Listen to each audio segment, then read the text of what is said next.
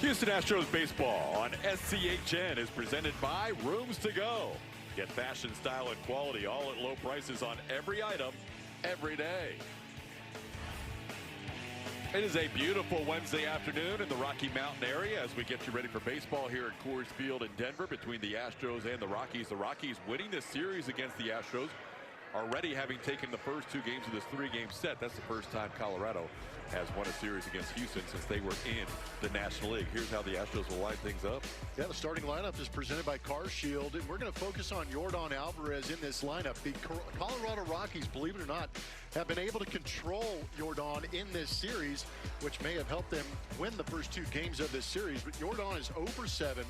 One walk, one strikeout. He's grounded into a double play and been hit by a pitch. But the interesting thing is he has seen 23 pitches in this series so far in two games. Only 7 fastballs. Everything else off speed. They will face the veteran right-hander Michael Lorenzen, who reached 10 years of service time in the major leagues on April the 8th. So he was just today reaching 10 years of service time. So congratulations to him. He's pitching in his 7th organization. Most of them have been the American League. He stopped being a two-way player in his final years in Cincinnati. He was in Cincy the longest at 7 years. Both these starting pitchers, Lorenzen and Christian Javier, have not gone very deep into their games so far. 2 starts, neither one of them have gone 5 innings. Yeah, they've got a lot of things to go out there and try and correct, whereas Christian Javier is a little more specific to the fastball. Lorenzen's got about 7 or 8 different pitches, and yet none of them have been effective so far in his first 2 starts. A 1-year anniversary of reaching 10 years of service time, and he delivers a first pitch strike to Jeremy Pena. We're underway as we take a look at some success from the Astros against Lorenzen. Pena has a home run. That was in 22. Alvarez has a home run. Isaac Paredes and also Jake Myers with home runs. So 4 of the 9 hitters in this lineup have gone deep against Lorenzen, who has started out Pena with an 0-2 count. Jeremy in the lineup for the 3rd consecutive game. We have not said that since the 2025 season. Jeremy playing back-to-back games against the A's on Friday and Saturday, had the day off Sunday, and now he's playing a 3rd straight game here against the Rockies.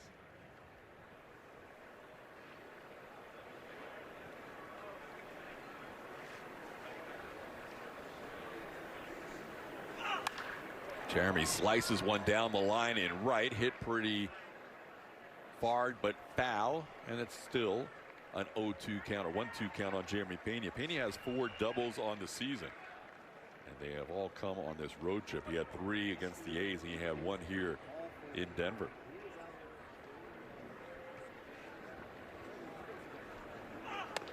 That one's up. It's 2-2.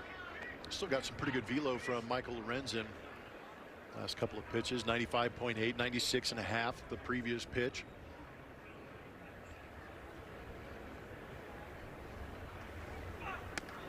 Check swing and a swing as they appeal to first. Edwin Jimenez punches out Jeremy Pena for the first out as Lorenzen strikes out the Astros shortstop.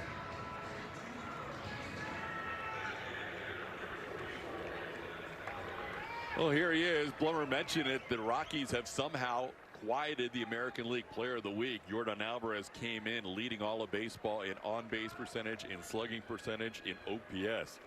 And he has been held hitless in this series.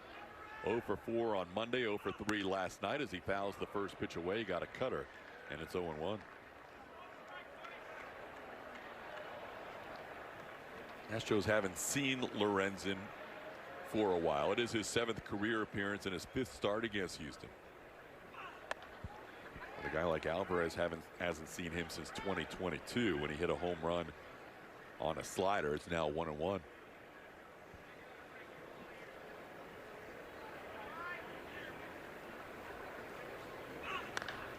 Reaches out and pops one up. Second baseman Edouard Julien shields his eyes from the sun and puts it away for the second out. Well, Jose Altuve facing a pitcher who he has 10 at-bats against and does not have a hit. That is rare territory for Michael Lorenzen, because Altuve's faced 238 pitchers in his career with 10 or more at-bats and has a hit against 234 of those. Bronson Arroyo, the all-time best against Altuve with an 0 for 13. Then the closer for the Royals for many years, Wade Davis, at 0 for 11. And Domingo Germán and Lorenzen at 0 for 10. It's kind of an interesting stat. pretty amazing. The other three guys retired, so Lorenzen, the only active pitcher with those numbers. As Altuve takes one inside for a ball, it's 1-0.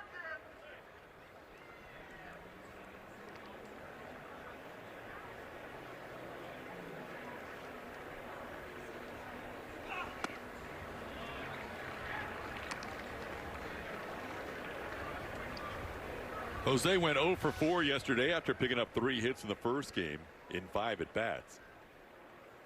30 career hits here in Colorado in 90 total at-bats. So he is hitting an even he is 333 with that 30 for 90. Still doesn't have a home run in this stadium. See how the last pitcher in the Anderson strike zone could have been challenged. A pitch way inside, cutter that didn't cut. Altuve does lead the Astros in successful challenges. He has 3 of them. Astros haven't been as good at challenging as hitters as they have been behind the plate.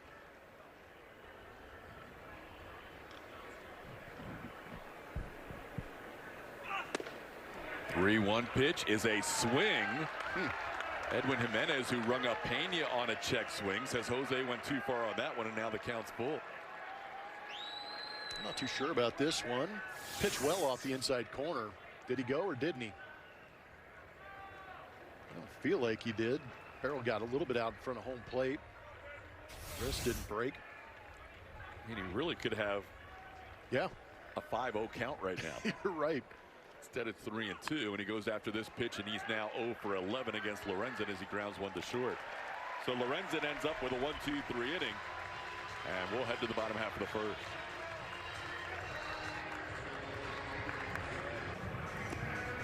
Last day here in Denver, and the Rockies are going to run this lineup out there. You're going to see a couple of names in there. Tyler Freeman back in that lineup. He's hitting 400. Hunter Goodman back behind the plate. But the guy who's been real trouble for the Astros in this Rockies lineup has been Troy Johnston. He is 4 for 9 in this series with a home run and a couple of RBIs.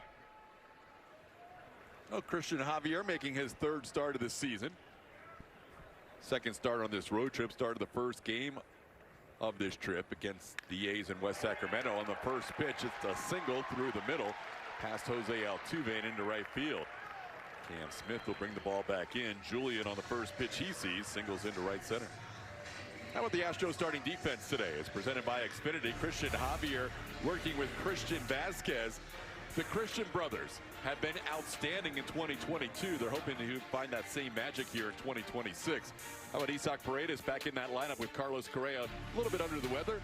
So Isaac back at 3rd base, and in the outfield, Joey Loperfido against the righty Lorenzen in there with Jake Myers and Cam Smith, who has started all 3 games in this series.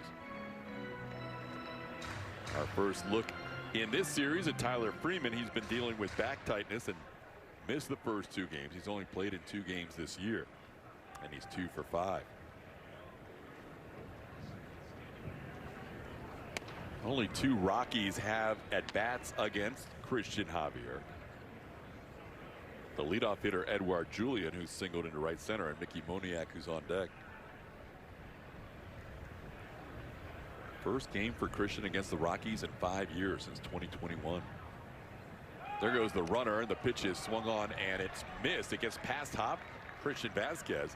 So that'll be a stolen base for Julian on a swinging strike where the ball went to the backstop. That was a little weird. It almost felt like a foul tip, but it looked like a hit and run as this 4-seamer comes in down on our matcher from Supermo, but that was just swung and miss, and swung and missed by Christian Vasquez, also just off the tip of the glove.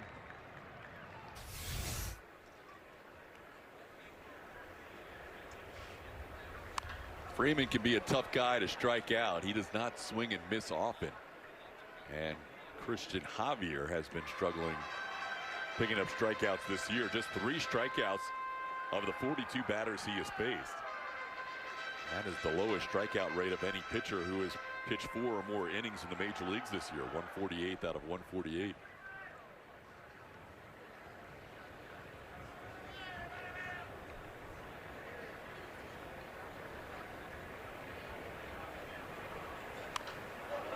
And a combination of things for Javier with those strikeout numbers down the way they are, with 1 strikeout in his first start and 2 in his last. Is we showed you the spray chart on the fastballs, and when you haven't seen him locate the fastball, he's not been able to get ahead to get to a pitch that will be chased off the plate. He is ahead here, 1-2.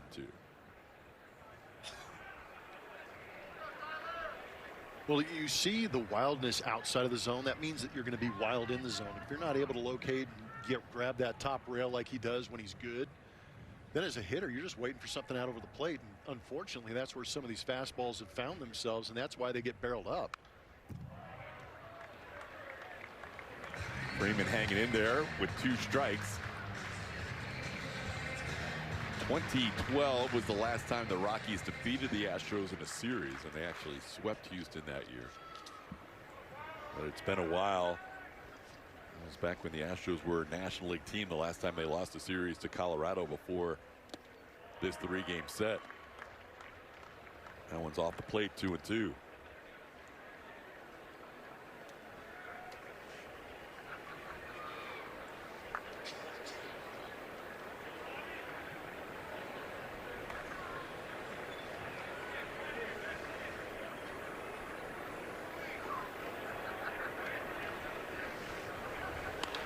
That ball's into left field and would be down for a hit in front of Joey Loperfido. In to score is Edouard Julien. And the Rockies, 2 batters in, take a 1-0 lead. We talk about Freeman being a tough strikeout. He went off the outside edge to get this sweeper and pull it into left field. You see it on the UTMD Anderson strike zone off that outside edge. Just kind of leaning out there, bent over at the waist, and pulls it into left for that first base hit and first run.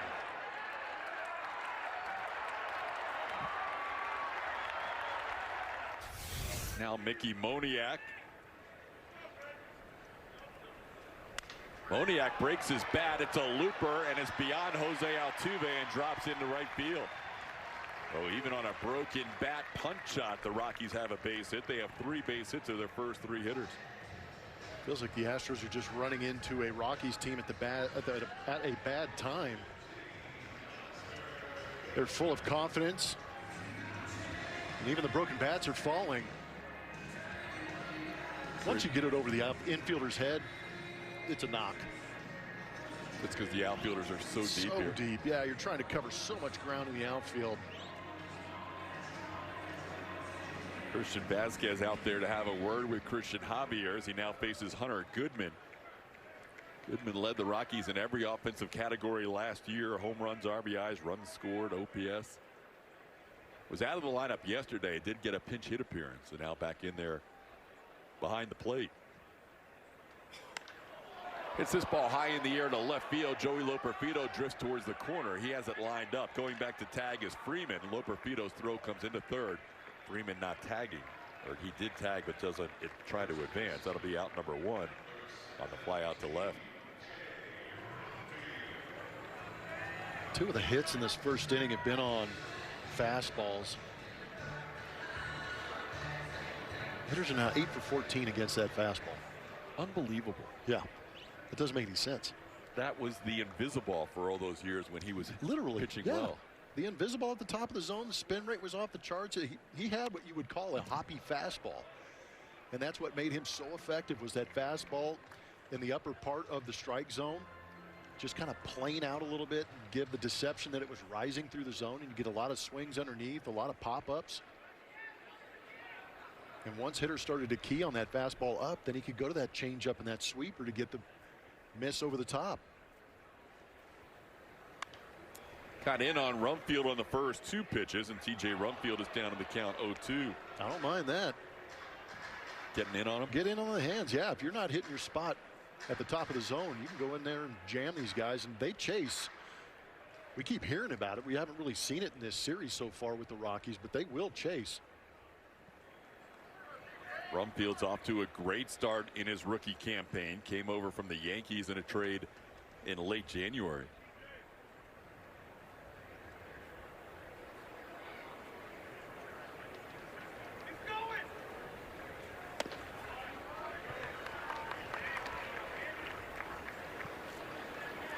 TJ Rumfield coming from a baseball family. His dad Toby was a minor league player for over 10 years and a high school baseball coach in Texas at Denton High School and also at Northside. That one's fouled out of play and stays 1-2. And his son has been kind of an early surprise around the major leagues, the way he has come out and been the Rockies' best hitter. He was blocked with the Yankees, didn't have anywhere to go, and the Yankees moved him here to Colorado, and he has been their everyday first baseman, beginning with his debut on opening day. There we go. There's that invisible we talk about. Christian Javier picking up just his 4th strikeout of the season, but gets the strikeout here for the second out. Good job challenging Rumfield in early, and then eventually stayed on that inner edge, but got up top and hit the target. Great job by Javier to get the strikeout. So now after 3 consecutive hits, back-to-back hitters retired, and Ezequiel Tovar the batter.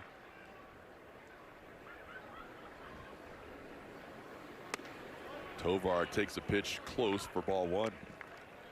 Dave Rackley is the crew chief and the home plate umpire today.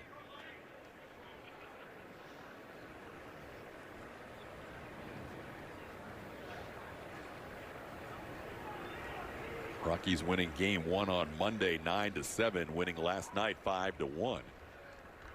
And they have the early 1-0 lead here today.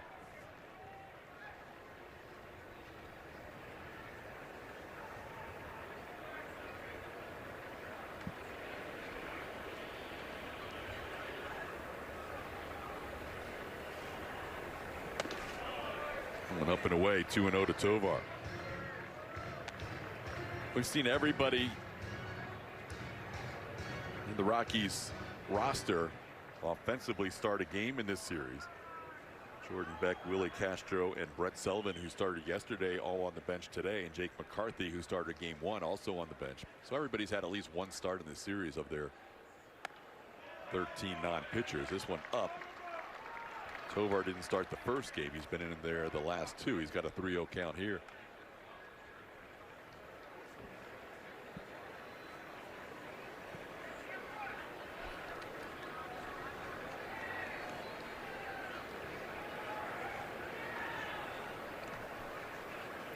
That ball hammered, but right at Jeremy Pena. He hit a rocket on 3-0, but he hit it to the opposing shortstop, so Tovar retired for the final out of the inning. 3 hits, 1 run. We head to the second inning, 1-0 Rockies.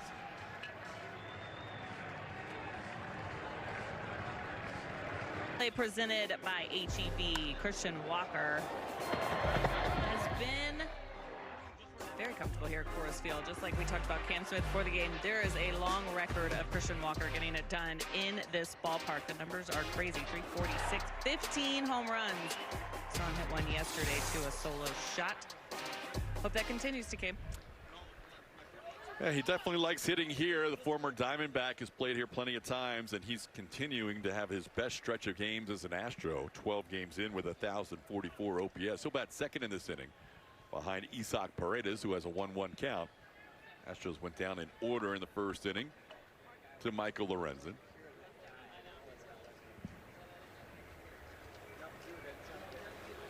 Lorenzen was a WBC participant as part of the surprise team, Team Italy, that advanced out of the Houston region. That team was filled with good vibes. Yeah, they were rolling pretty good. Unfortunately, one of the Astros on that team got hurt during the WBC, Zach DeZenzo. Zach trying to work his way back down to West Palm Beach, but DeZenzo, Lorenzen, they had the espresso machine in the dugout. 1-2 pitches up, it's 2-2. Yeah, that'll bring out some good vibes. I mean, not that you're a big fan of it, but Vinny Pasquantino was a big team leader on that, in that group. That's wide. It's 3-2 to Isaac Paredes. Paredes, Christian Walker, and Cam Smith here in the second. Only 2 walks for Lorenzen in his first 2 starts.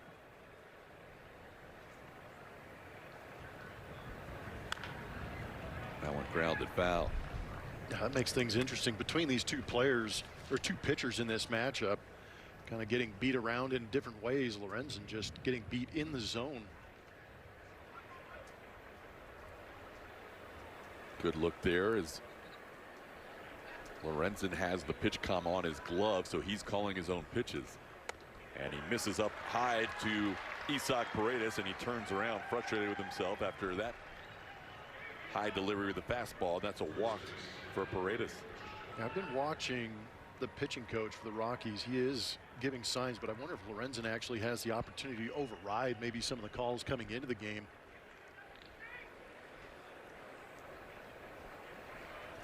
Every once in a while you'll see Goodman peeking into that dugout to maybe see what pitch, or if there's a pickoff, or what defense they're going to put in. Yeah, that pitch Lorenzen didn't go to the glove, so maybe he just wanted a certain pitch at 3-2, because Lorenzen on these two pitches is not going to his pitch comm on his glove. Alone Leishman is the one who calls the signals from the dugout. Christian Walker, as Julia said, loves to hit here. He continues to rake at Coors Field. That's a single to right, putting runners on the corners with nobody out. Isak feeling frisky, went first to third. Good for him and good for Christian, who absolutely tears the cover off the baseball here. Kind of taking what's given to him. That's a cutter that starts on the plate but breaks off it. That was a beautiful swing, hands above the baseball, and a laser into right field. They're kind of piggybacking on what you were saying with the deep outfield. If you're an aggressive base runner, you should be able to take advantage first to third all day long. You are correct. And good job by Isak, who was not running well at the end of the year, obviously, with the hamstring issue that he dealt with. Now Cam Smith bats with first and third and nobody out. Christian Walker reaching base for a 36th consecutive time against the Colorado Rockies. That's the 7th longest streak all time. Now it's 1-1 to Cam.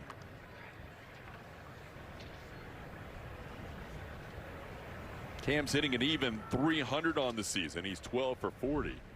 Has that OPS just below 1,000 after having it above 1,000 going into last night's game. He's at 992. Misses that pitch. It's 1-2. Pulled the string on him. Changeup just never got there for Cam. Yeah, there's a bit of unpredictability with Michael Lorenzen on the mound. A lot of pitches to choose from.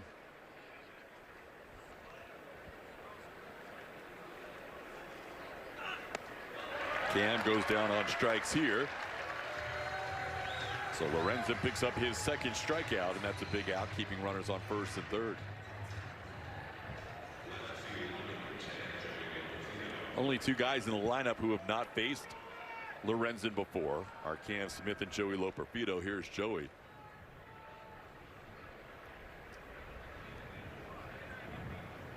Field stays back here for the Rockies.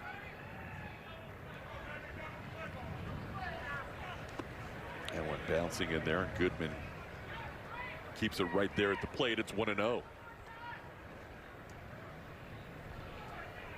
There's a pitching coach. Obviously has a little time to think about it, but 1, 2, 3 different signs. So it's a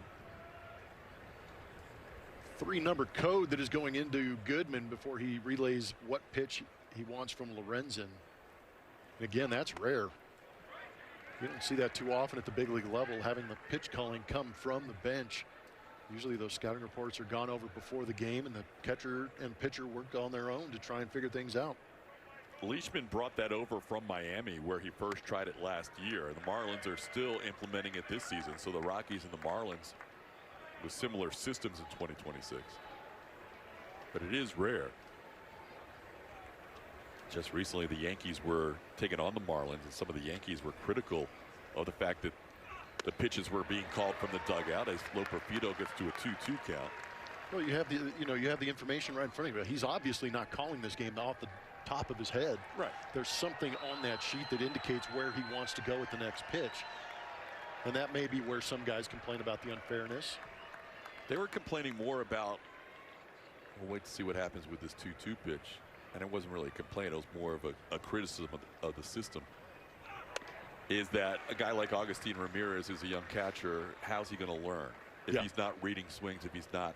So that's what the Yankees hitters were saying, is a guy like Ramirez, who's basically being taken out of the equation for game planning because the coaching staff runs it all.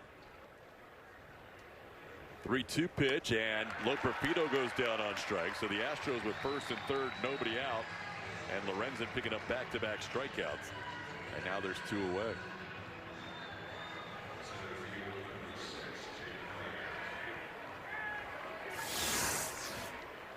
Backdoor slider.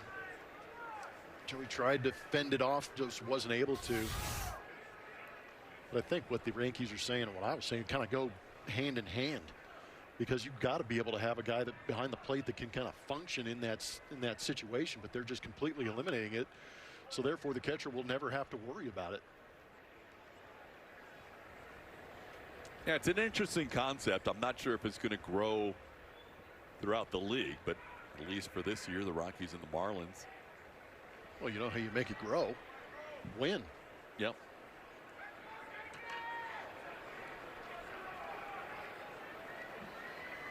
Oh, and 1 to count to Jake. Now he fouls one off. It's 0-2.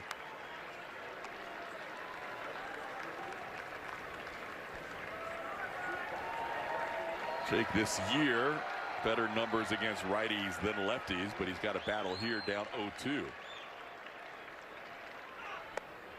That pitch is low for a ball. Jake looking for his first hit of the season with 2 strikes. Trying to pick up Cam Smith and Joey Loperfido, who were unable to bring the runner in on first and third, nobody out. How about Jake being checked out now after that last check swing? Seems to be okay. Yeah, he kind of wandered away from the plate and called timeout. It's hard to tell what's going on. Says he's okay. But enough of concern that Joe Espada came out to look at him. You see Joe in the background? I was more watching Jake. Joe was waving somebody over to watch the at-bat of Jake. Oh, he just grabbed his right oblique. Oh, geez. That's not good. No, he grabbed right away on that check swing, and that's back-to-back check swings that have not felt good for Jake, and that's problematic. That's not a good spot. Oh, and he's not going to stay in there. You'll see it immediately on the right side. Man, that thing bit him. Did you ever have to deal with? Oh, you kidding me? I tore both obliques on my left side. Ugh. And it's a shot. It just feels like a dagger in there. Yeah, I can explain it. I mean, hopefully for him, it's just a quick stabbing sensation that he's able to maybe manage and overcome. But it happens a lot in Arizona. It happens a lot here in Colorado, where you just have the dehydration. The muscles aren't reacting the way you want them to. And one quick motion can create the issue inside that muscle. But I did it when I played in Arizona after a series in Colorado. We came back to Arizona and I was taking batting practice, and I jumped in on the right-hand side, made great contact, drove a ball to the right center field gap in batting practice, and as soon as I made contact, I felt a pop around my hip belt area, and as I finished my swing and raised my hands, I could feel it tearing up by my rib cage almost into my armpit. Oh, yeah. So that's not what Jake dealt with. I really hope that's not what it was, because that, I mean, I learned that you have 2 obliques by doing that. And I went on the left. I'm like, oh, it just happened right-handed. I'll try and hit left-handed. Oh, dude, that was bad. That was really bad. But yeah, I hope it's just maybe something in the environment here, and he could get better once we get back to sea level. So taking over in a 2-2 count will be Bryce Matthews as a pinch hitter. Matthews just popping out of the dugout and into this game, and thrust into a 2-2 situation with 2 outs and 2 on.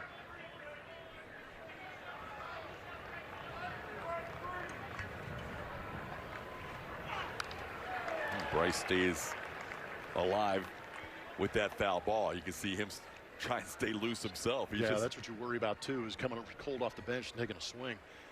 This is my favorite part of the game, though, when TK gets to explain who gets the at-bat.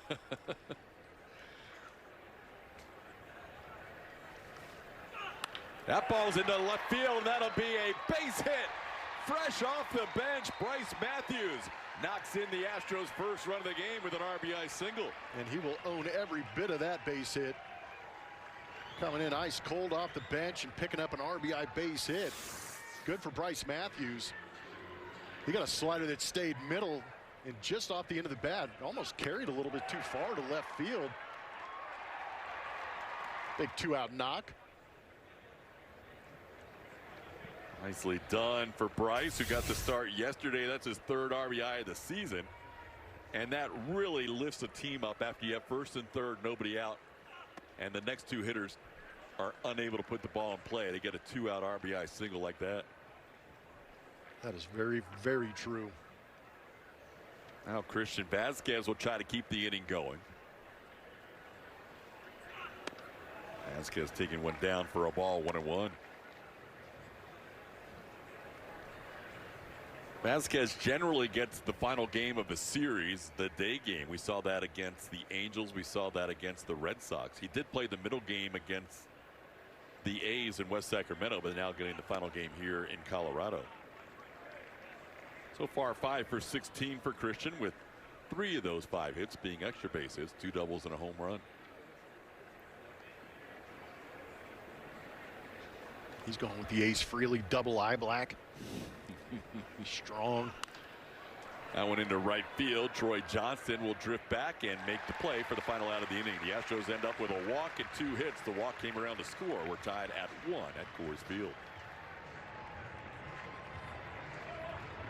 And don't forget about your exclusive invite to season ticket holder experiences and events. Visit Astros.com/season tickets for more information. Oh, this is not a sign Astros fans were looking to see today. Christian Javier being walked off the mound due to an apparent injury. He pitched the first inning, got the last 3 outs of the first inning. We were watching A.J. Blueball beginning to warm up as the inning started, and we were a little bit shocked because Javier had only worked 1 inning. But they obviously knew something was not quite right with Javier, and that is his final warm-up pitch, and tells Christian Vazquez, I'm not good.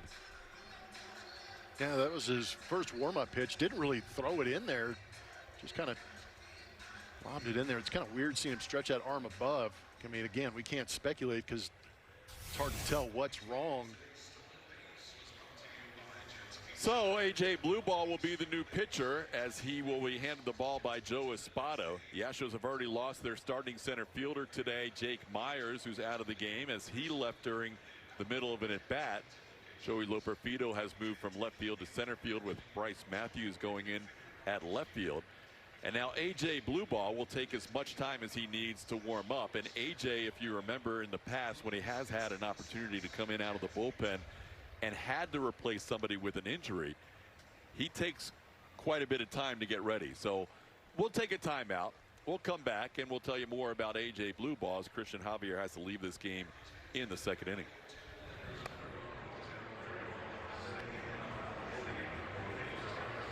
Chevy Stropole, we're going to ask you about X factors. Which Astros player will be the team's most valuable X factor this year? You've got the guy who is warming up on the mound right now, A.J. Blueball. That's choice A. You've got the new center fielder, Joey Loperfido, choice B.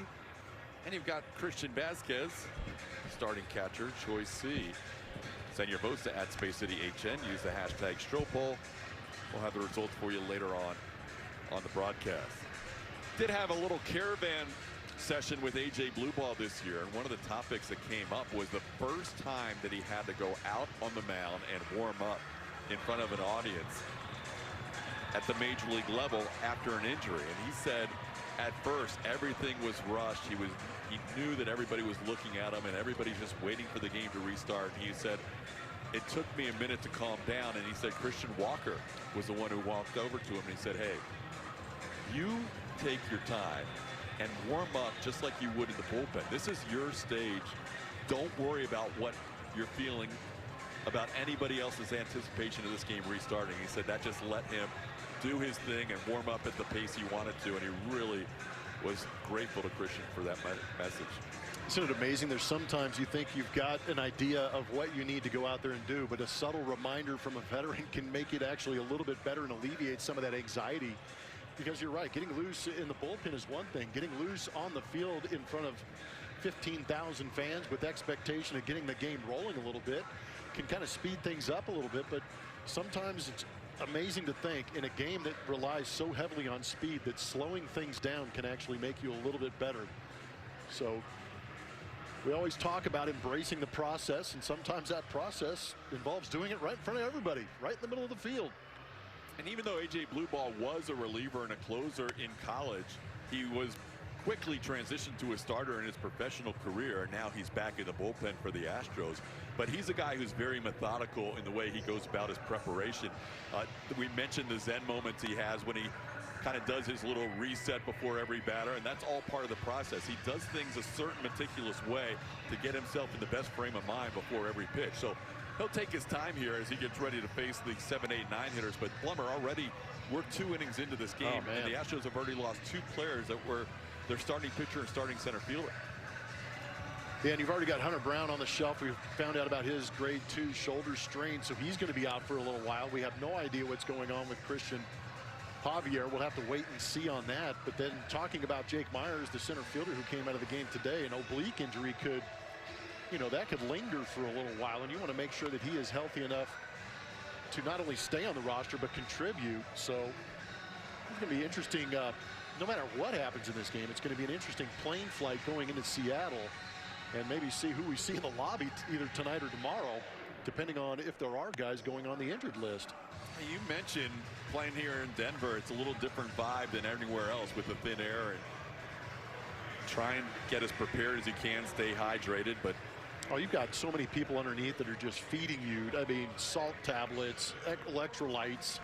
I mean, these guys are doing everything to protect against that, but just sometimes the elements overwhelm the body. Here comes that Zen moment where he resets before every hitter, and he's ready to go. Mushfaraba. Is that your word? It is now. Here's Troy Johnston as we get ready to reset here in the bottom half of the 2nd inning. Johnston taking a strike. It's 0-1. So Christian Javier, after a warm-up pitch to start the 2nd inning, leaves the game. We'll try and get reports on both Javier and Jake Myers as this game progresses. Johnson hits the ball high and deep to right center field, and that ball is going to be all the way in between Cam Smith and Joey Loperfido to the wall. Plummer mentioned this guy hurting the Astros, the former Marlin Troy Johnson, having himself a series here for the Rockies. He's trying to throw the reverse jinx on him, but it didn't work. Hammered that pitch into the right center field gap. Fastball at the top of the zone. In there at 93, out of there at 97.5.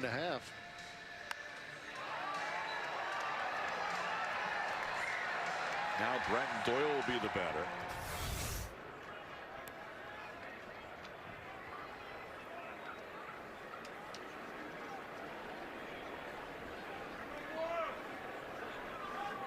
Doyle down the bunt. Good bunt, and blue ball can't make the play. So Doyle bunts his way on with a base hit. And the Rockies with 1st and 3rd with nobody out. Well, bunting has been a big part of the Rockies game here in this series. And Doyle implementing it now. I like the idea of bunt for the base hit. Worst case scenario is it turns into a sacrifice bunt, because now you've got 1st and 3rd. It's Doyle's first hit of the season with a runner in scoring position. It's a bunt hit.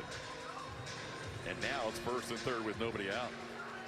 Well, the Astros were prepared for the possibility that if Javier didn't go 5 innings like he was unable to do in his first 2 starts, they would be covered with blue ball being able to go multiple innings. There goes the runner. Doyle, who stole 18 bags last year, has his 2nd steal of this year as he gets into second base with a head first slide. But I'm not sure they were prepared to try and cover 7 or 8 innings out of their bullpen today, even though they're pitching to the off day tomorrow. Blue ball is your only guy who's really been stretched out that is available today, because both Ryan Weiss and Cody Bolton pitched in the first game Monday. Maybe Kaiwei Tang. I would say even Tang throwing that inning yesterday. But he can maybe go 1+. But blue ball is your guy that's going to have to go at least 2 or 3. And even beyond that, it's going to be a tough task to get to the finish line. Kyle Caros taking a strike. It's 2-1. Got an update on Javier and Myers if you want it. I do. So Javier leaving with right shoulder tightness, and Myers, this is actually, I mean, semi-decent news. It's not good he's hurt, but low back tightness. So maybe not that oblique that he grabbed originally. So right shoulder tightness for Christian Javier, lower back tightness for Jake Myers.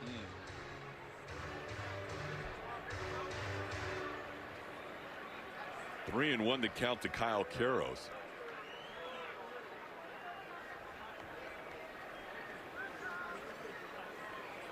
Karros on base twice yesterday with an infield hit and a walk. Also drew a walk and had a hit in the first game. So the 9-hitter's been on base 4 times in the first 2 games. Goes after that 3-1 delivery, and it's now a full count.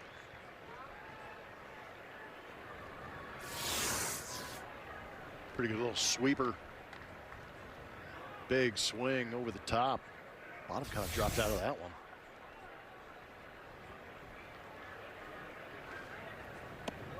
Try it again. Why not? He's ringing everybody else up.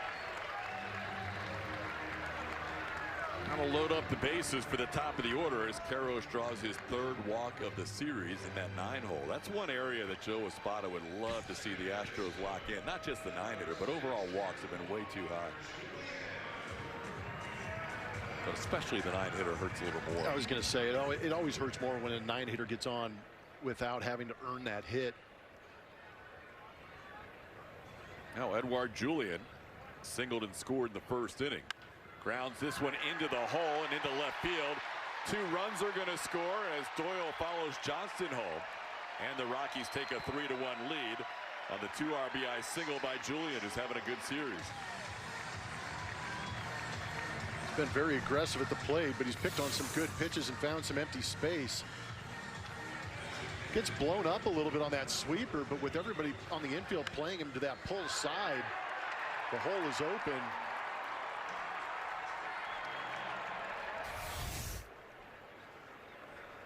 AJ Bluebaugh was so dominant down the stretch last year for the Astros. You're not used to seeing runs score on him. This is another bunt.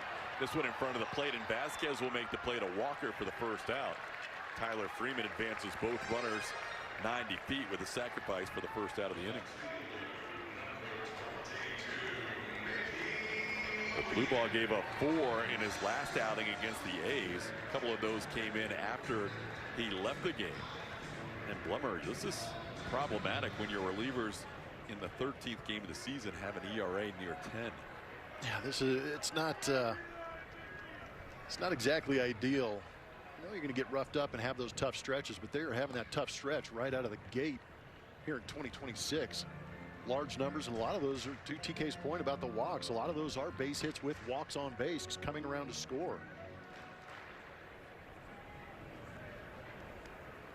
Mickey Moniak, who singled against Christian Javier in the first inning, bats here with the infield in and skies this one to right field. Cam Smith has a long way to go towards the corner. He'll make the catch. That'll be a sacrifice fly by Moniak. In to score is Karros, and it's now a 4-1 Rockies lead. The way Moniak's been swinging the bat, it almost felt like that ball was going to get out. So sack bunt, sack fly, team RBI for the Rockies. 3 runs allowed by Bluebaugh on the heels of 4 runs allowed in his last outing in Sacramento. This is a guy who went 21 straight scoreless to end the year for Joe Espada last year. He was wipeout last year. A couple of spot starts, but doing a great job throwing multi-innings out of the bullpen. Fastball was electric. Baseball is a fickle game sometimes. It's going to test everybody at least a handful of times, and the Astros are being tested right now. Hunter Goodman, the batter, with a runner on third and 2 outs, and takes a strike on the outside corner. It's 1-1. Goodman has been a good ABS challenger behind the plate, where he's over 50% on his challenges, 5 for 7, but he's not been a good ABS challenger as a hitter. He's 0 for 3 in his challenges this year. Swings through that pitch. It's 1-2. Kyle Karros may want to lay off of a challenge today. Yeah, there might be maybe some handcuffs involved. Karros has missed on 2 of his 2 challenges this series. And some random spots, too. Not very impactful. Well, both times it was while he was struck out on a 3-2 pitch where he felt like he'd drawn a walk. That one's close, but it's off the plate, 2-2. They're hoping to get chased. He just chased one into the other box, but he's not chasing the one closer to the plate. Actually, last night was on a 1-2 count. The first game was a 3-2 count, but both times were on called 3rd strikes for Karros.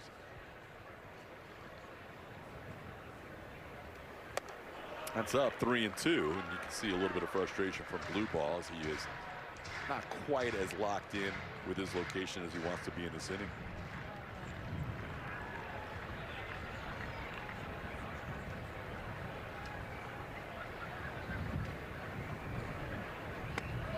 And that'll be the second walk of the inning allowed by AJ. First and third with 2 outs. The Astros and Mariners resume their rivalry for the first time in 2026. Catch all the action from Seattle Friday night beginning at 7:30 p.m. with Astros on Deck, presented by Academy. SCHN is your home for Houston Astros baseball.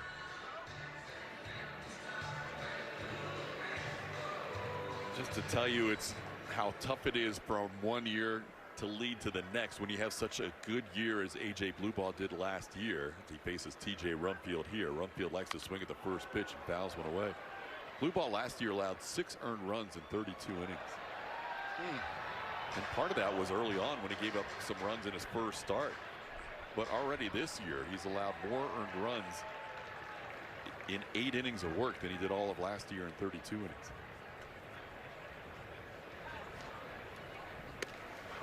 That's a strike, and AJ gets ahead of TJ 0-2.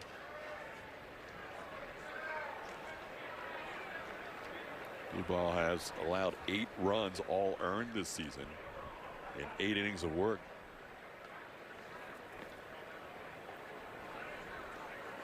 He's going to be asked to pick up a large portion of this game for the Astros. 21 pitches into his first inning.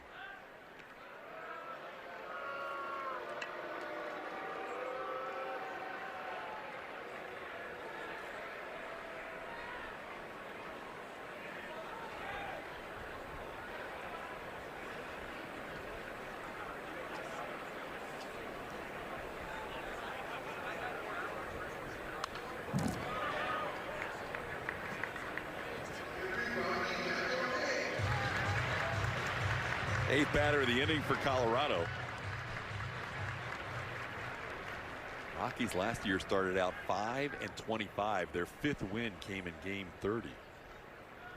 This year they picked up their 5th win in game 11. They're 5-6 starting the day. Runner goes. This one's popped up. Not sure if right now this ball's really. Yeah, that wind took that one. It was near the netting when it started and ended up about 12 rows deep. So the ball really coming across the field from right field towards the 3rd baseline.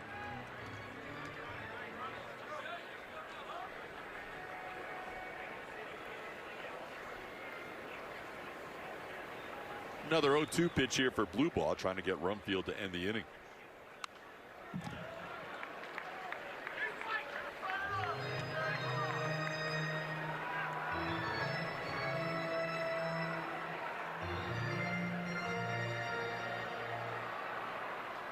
Rockies do not have an official at bat with an out made in this inning. They're 3 for 3 with 2 walks and 2 sacrifices. This one looped down the left field side, and again this one will drift with the wind into the crowd.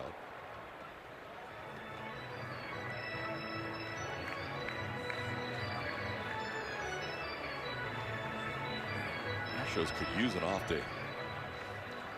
They are trying to get to tomorrow with a win. A couple of injuries aren't helping the case early on today.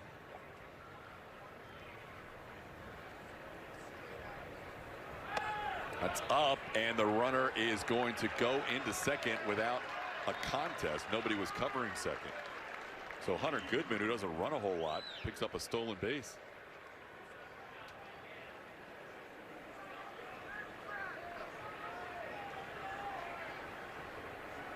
Rockies were trying to draw a throw to maybe pick up a double steal. That one going to get by Vasquez, and that'll work just like they had worked out a double steal. As that gets through the legs of Christian, and that'll be run number 5 for the Rockies. It's now 5-1.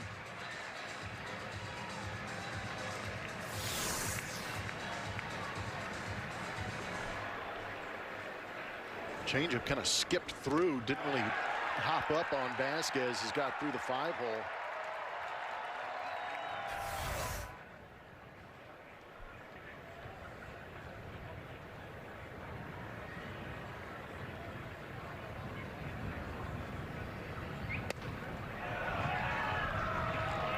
Two has now become 3-2. And the last thing you wanted if you're Joe Espada and Josh Miller was a long first inning out of AJ Blueball. They need length out of Blueball today without many long options out there. That's going to be a walk. Third walk of the inning allowed by AJ. Wouldn't mind if somebody went out and had a chat with AJ, just kind of slow him down, calm him down. Here we go.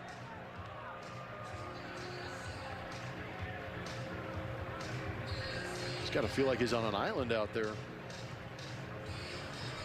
Both Blueball and Bryce Matthews thrust into this game a lot earlier than either one of them had expected. Matthews came through with a pinch hit single, but Blueball struggling in his first inning. Now word from Reliant. Reliant, official energy provider of the Houston Astros.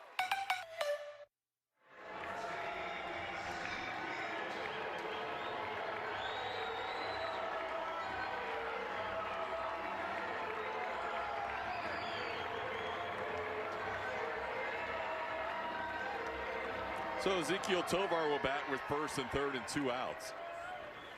3 hits and 3 walks in the inning. And now the 9th man to the plate in Tovar.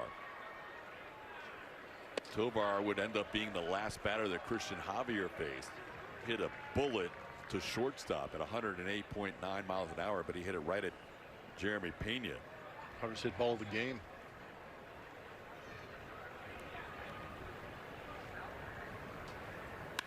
That ball hit hard to center field, going back low Perfido, and he'll watch it go to the wall on one hop. In to score is Goodman. Rumfield being held at third. That'll be an RBI double by Tovar. It's a 5-run inning now, 6-1 Rockies.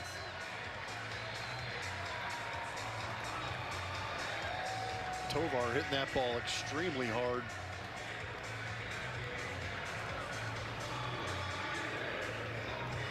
Picking up the RBI. No relief in sight for the Astros. No pun intended. That is center cut and barreled. That one out at 107.4.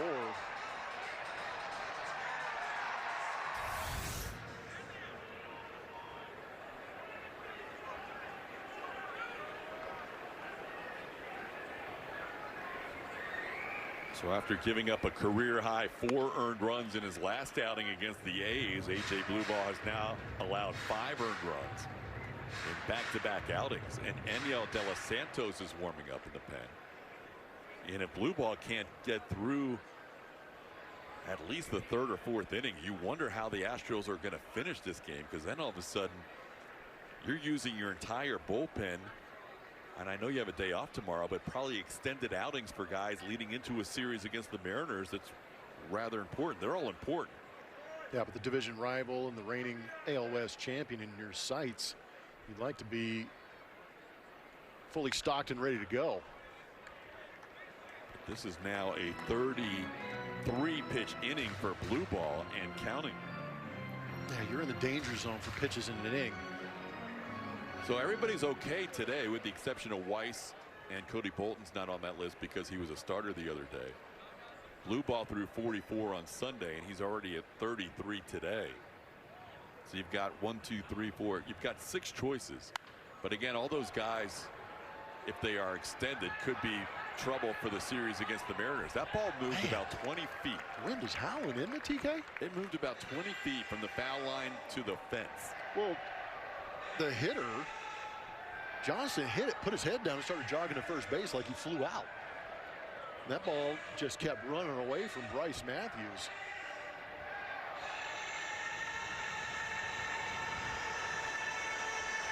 So on a normal day without the brisk wind, that's the end of the inning. Instead, it just goes as a foul against the netting.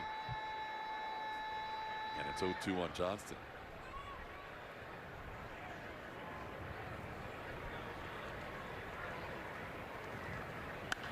Inside out swing, and that'll end up behind the Astros dugout.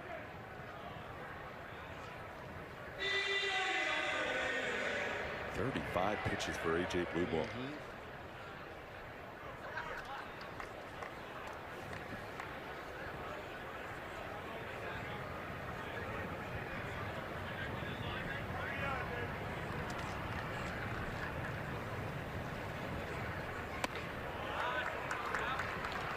Once you get in that 40 range, then you start to get concerned.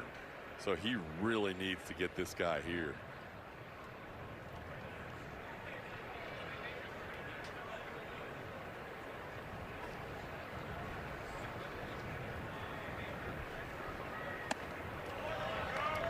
Now at this rate, you're almost looking at Inyel, who's getting loose in that Astros bullpen just to get you out of this inning. 10th batter of the inning. The Rockies have had an inning earlier in this series where they sent 14 men to the plate in an 8-run fifth on Monday.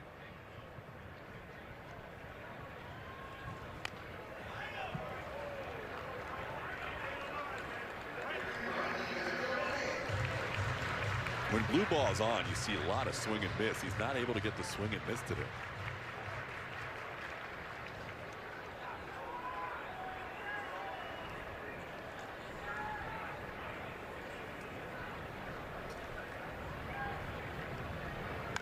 On the ground, should be the end of the inning. Altuve will make the play to Walker, and that'll do it. But 10 men to the plate in a 5-run inning for the Rockies. They lead 6-1 as we head to the third. Get out play is driven by Toyota. Craig Biggio back on this date in 2002. Hit for the cycle, became the 4th Astro to hit for the cycle when he did it right here in Colorado on April 8th, 2002. Nice start to the season for Bish.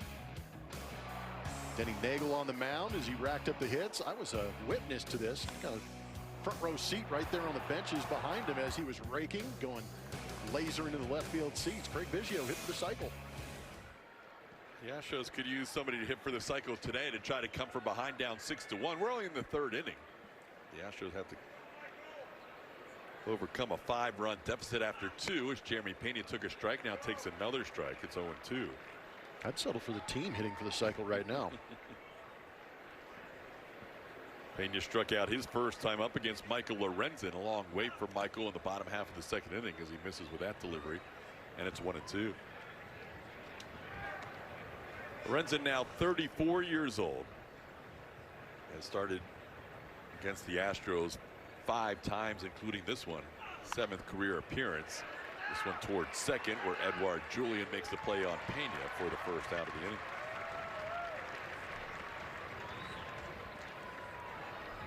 Last year when Lorenzen was with Kansas City, he faced the Astros and went 7 1/3 innings, 7 hits, 4 runs.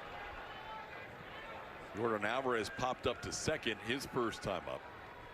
As the Rockies have done something in this series that no other team had done prior. The Angels, Red Sox, and A's, nobody could get this guy out, but the Rockies have figured it out somehow. A lot of softness, not throwing very many fastballs.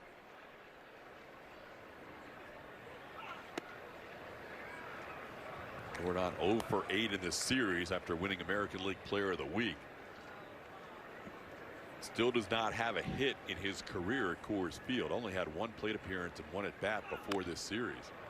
Ouch. Now he's got pain to deal with. This has not been the best day for Astros fans so far. No. As hard as he hits the ball, I'd send him up there with a catcher's shin guard. Just get the full coverage, some density in there. And why does it have to happen on getaway day? It's even worse. Just carrying around an ankle weight.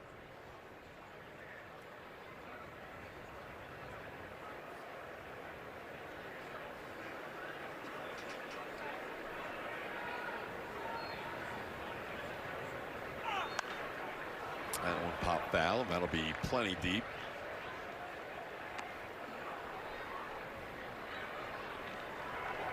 Lorenzen was the starting pitcher in the game where Team Italy beat Team USA at Dyken Park. Pitched very well that day. That's up and away. It's 2-2. Little show me heater.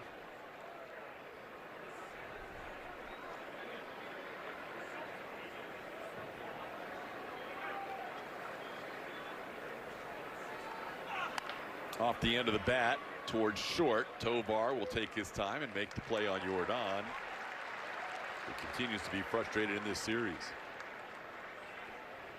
Astros season tickets, partial plans, mini plans, and flex plans are all available now for the 2026 season. Choose the plan that best fits your schedule or create your own. Learn more at astros.com/tickets. Tuve hit the ball hard his first time up, 101.7, but he hit it the shortstop and is 0 for 1 and takes a strike here.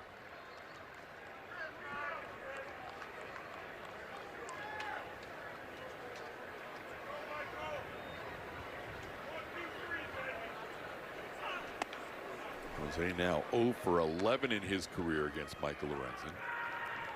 Only Bronson Arroyo, the lead of the Bronson Arroyo band, is the only pitcher that can claim to have more Altuve at bats without allowing Jose a hit.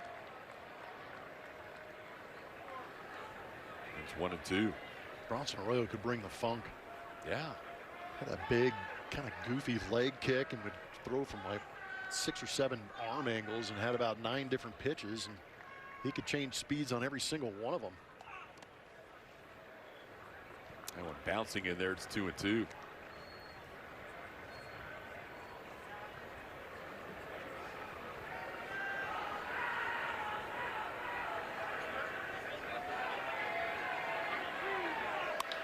There's a base hit.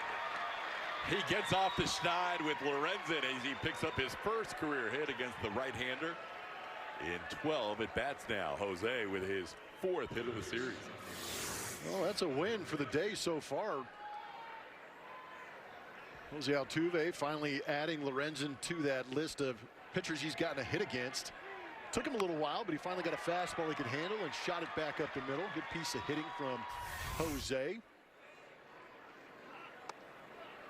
So that's now 235 of 238 pitchers Altuve has had 10 at-bats or more against that he has a hit.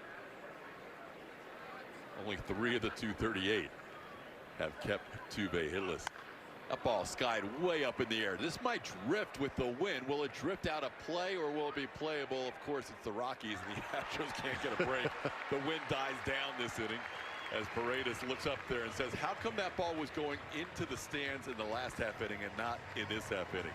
Astros done in the 3rd, down 6-1. Bobbleheads and jerseys to Hello Kitty, Care Bears, and Star Wars night. There's an experience waiting for everyone. Check out the Astros promotional schedule and get your tickets now at astros.com/promotions. Plummer? Thank you, Julia. And we've got a new pitcher into this game. New guy just off the injured list, Daniel De Los Santos, coming into this game. You can see pitched on Monday, making his first appearance of the season against the Rockies. Went a relatively clean inning. Only gave up a hit through 8 pitches. But here he is, pitching in the bottom of the 3rd inning. He's going to have to give the Astros length because there's really no more options to give them length. Saw Christian Arroyo pitch yesterday. Steven Okert has gone 3 out of 4 games. Kai-Wei Tang pitched yesterday. Those guys could all pitch, but not maybe as many innings as Daniel De Los Santos may need to here. So Joe would take 6 outs. He would love to get at least 9 outs out of De Los Santos as AJ Blueball goes just 1 inning today. He was originally thought to be the bulk guy, but he threw so many pitches in that first inning, he's now out of the game. Blueball throwing 39 pitches in the 1 inning of work. Swing and a miss. De Los Santos restoring some order to the game as he strikes out Brenton Doyle on 3 pitches. Astros have their 2nd strikeout of the game.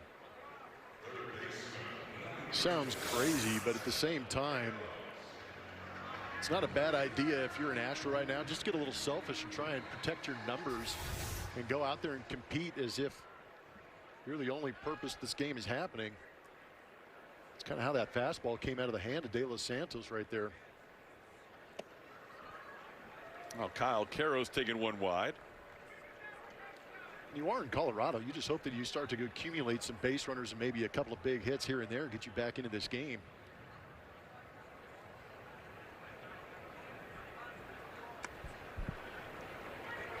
The craziest thing about the last inning is that when the Rockies were batting in the bottom of the second, the wind was taking all the foul balls into the stands on the left side. Then the wind shifted when the Astros hit. I'm not kidding. Where it was blowing straight Literally. in. And now it's back to where back to the corner. Somebody's controlling the AC here. Yeah, it's like we're playing in the Metrodome. It's unbelievable. The wind is now blowing again from right field down the third baseline, so every foul ball on the left side would be out of play. Paredes couldn't believe his pop-up. Oh, he was looking at the flags, double checking to see if he was going crazy or not. For some reason, the Astros have had trouble throwing strikes to Kyle Caros, and that's going to be a challenge from Christian Vasquez. That was a late challenge. I think Vasquez was stunned it wasn't called a strike. There's been a couple of those around the league where it's been kind of stunning, but that's a ball. Oof. Call is confirmed. Houston has one challenge remaining. Caros has been involved in 3 challenges in this series, and 2 of them resulted in confirmations where he struck out. That one results in a confirmation where he draws a walk. 4-pitch walk to the 9-hitter. His 4th walk of the series.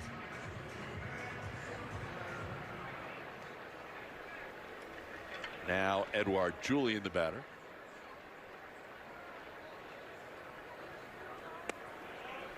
Five in a row missed after a 3-pitch strikeout. Oh boy. That's exciting. Wind direction here at Coors Field. Further up you get, kind of blowing a little back towards home plate. It is all over the place, and maybe that helped explain how Christian Walker's fly ball stayed fair for his home run yesterday, because it looked like in that right field corner everything was pushing towards fair territory. Well, it also shows you a little bit of the jet stream out there to right center field too. If you elevate anywhere near those bullpens with any kind of exit velocity, you got a good chance of hitting it out. You have at least one, maybe multiple out there, right? Man, are you kidding me? Let's go. And I played before that fence was as high as it is now. And I put my head down 2 or 3 times in that area going, doggone it, I missed it. Oh, no way. And then looked up and was like, circle him. You thought you popped it up? Oh, man, yeah. You kidding me? How good a feeling is that? Elation. Yeah, it's hard to describe, TK. So you hit a couple there was some balls. moisture in my eyes. I was so happy. Couple of times you hit a ball, you thought. I had, it might have been my 2nd year in the big leagues. I'm here with Montreal, and Felipe Alou gives me the bunt sign. I'm like trying to bunt it down. And, you know, foul ball. I'm sitting there 0-2, and I'm going, oh, dear God, what's happening? And he takes the bunt sign off, ball, and then all of a sudden there's a heater around my neck. And I'm like taking this hack at it, and I popped it straight up, I thought. And I throw my bat down because I know I'm going to have to go back into the dugout, run past Felipe Alou, who's going to tell me not only to get the bunt down, but if you popped the ball up, he always would come back and he'd go, abajo, which meant on top. Get on top of the ball. And I'm like, man, I'm going to get like everything he's got. And I hit first base. I look up, and the second base umpire's out there pointing to the outfield, circling his hand. I'm like, yeah, that's right. Come on. Yeah. Runner on the go helps the Rockies stay out of the double play, as Caros was on the move on that pitch. So Julian grounds out to second for the second out. So you thought you popped it up. Dude, I thought it was going to be like shallow right field. And everybody just kept running towards the wall, and that ball disappeared, and I was like, you got to be kidding me. This is the greatest day ever. And then Felipe loved you. Oh, Felipe high-fiving me. Oh, that's my guy right there. Oh, I shouldn't have given you the bunt sign, you know. That was hilarious. An amazing turn of events. We haven't talked about this, but I don't know if you saw the Expo documentary on Netflix. I did. He is such a good part of that. He's great. Yeah, he is such a good part of that. They actually did a really good job of telling that kind of the behind-the-scenes story about, you know, Brochu and how it moved through management and eventually ended up in the hands of Jeffrey Loria or Major League Baseball. Are you kidding me with these injuries today? Yeah, Astros are having a tough time staying out of the line of fire. Foul ball off the bare hand of Christian. My goodness. He's a tough dude too, man. What is going on? Jake Myers leaving the game with back tightness. Christian Javier leaving the game with a shoulder issue. Those happened in the first and second innings. Now Vasquez taking a foul ball off the bare hand. Oh, off the top of the hand. He had that thing protected, what should have been protected behind that leg. But that hit the wrist, top of the hand. That's not good. Gamer. Can we start today over? Please. 0-1 the count to Tyler Freeman, who has a single, an RBI, and a sacrifice bunt today. That one's down 1-1.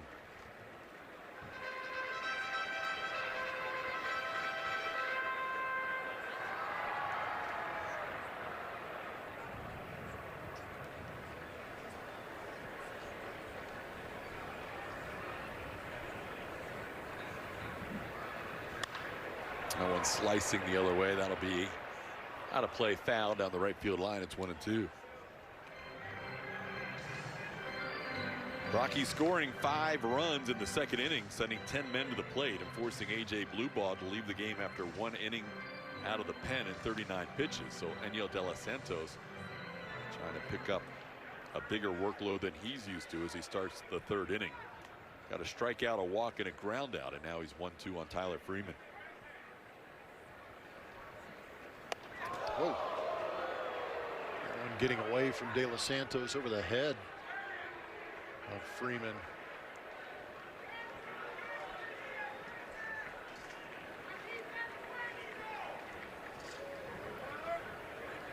Wild times for the Astros.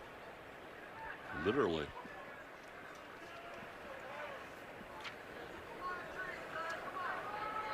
Runner in scoring position with 2 outs. I told you Freeman doesn't swing through a lot of pitches. He gets that 2-strike approach and he really battles.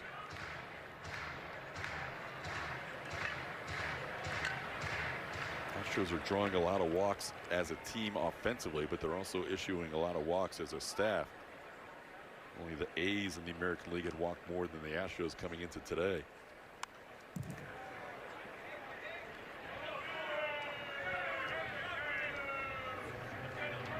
In this game, the bullpen has walked 4 so far.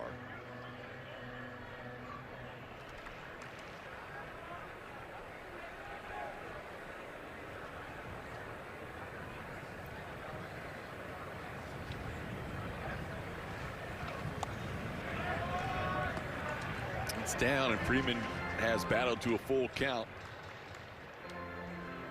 Similar bat that he had in the first inning when he fouled off some 2-strike pitches and then eventually got an RBI single to left.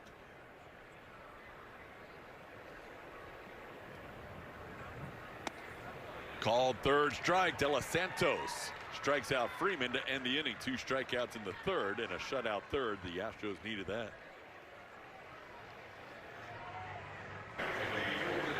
(6-1) Rockies as we head to the 4th inning. Astros fans looking for some offense. They got a run in the 2nd. Christian Walker has been a lot of offense for the Astros in this series as he leads off here in the 4th. Christian has one of the 3 hits for the Astros, but bounces the first pitch he sees of this inning to 3rd. And Kyle Karros makes the play for the first out. Christian with a 15-game hitting streak in this building where the hit is first time up. Now Lorenzen will face Cam Smith. Astros were shut down last night by Kyle Freeland, who went 6 1/3 innings and only allowed 1 run on 3 hits. Lorenzen has 2 outs on 2 pitches in this inning. Man. Ground balls to 3rd for 2 quick outs. De Los Santos had to work a little bit last inning to get through the bottom of the 3rd, so you would assume Loperfido might take a pitch here. He has to.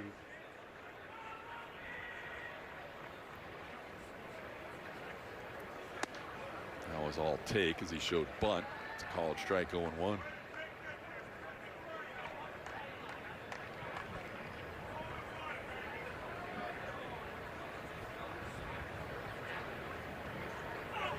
Lorenzen's longest outing of the year.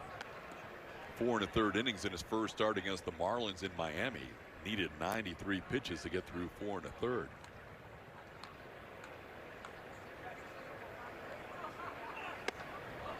I think what you're saying is this a better pace? This is a much better pace.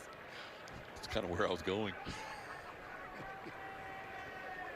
He's had 9 appearances here at Coors Field in his career, 6 out of the bullpen and 3 starts, and his career ERA in this building is 13.03 coming into today. Today's been a different story so far through 3 2/3.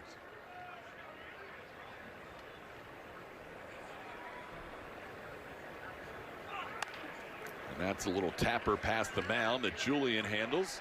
Loperfido out number 3. Clean inning for Lorenzen on 3 groundouts, getting Walker, Smith, and Loperfido.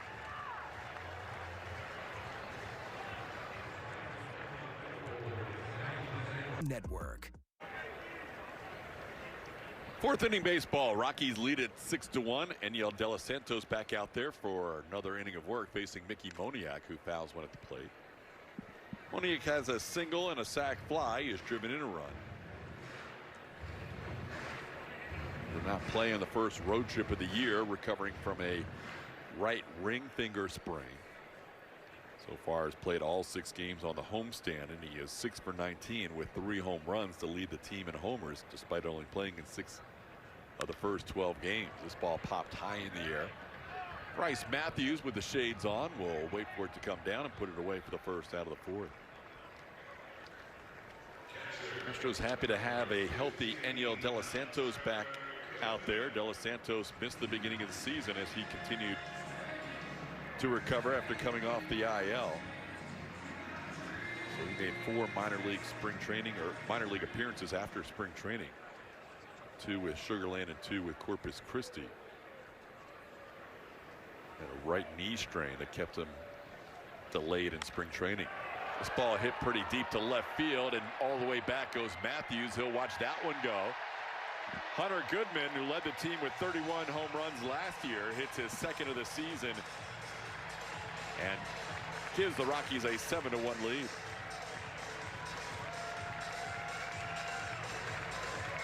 Goodman didn't miss that slider that slid to the middle part of the plate.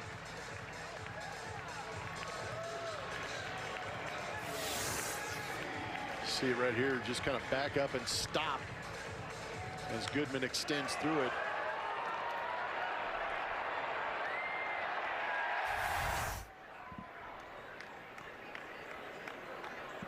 Now TJ Rumfield will take a strike. Rumfield has struck out and drawn a walk. If you remember back to yesterday's Stroh poll, he gave fans an opportunity to vote for what food item Julia is going to participate in trying from the concession stand today. That was yesterday? That was yesterday's Stroh poll. That was 2 days ago yesterday. So stay tuned, because Julia has. I'm getting the lay of the land. 1 second. I'll tell you what I got. Oh, you already got delivered. Oh, wow. The timing is impeccable. We were going to tease it and tell you she was going to have some food items here in the next inning or 2, but apparently doing some homework. As we are speaking, Julia has all the items being sent to her.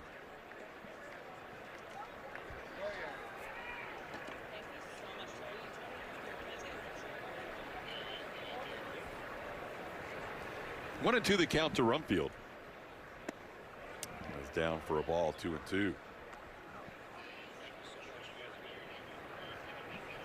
De Los Santos appeared as a starter early in his career with the Phillies, but since then has worked mostly out of the bullpen. Phillies, Pirates, Guardians, Padres, Yankees, White Sox, Braves, and now the Astros. 8th major league season. 8th major league team.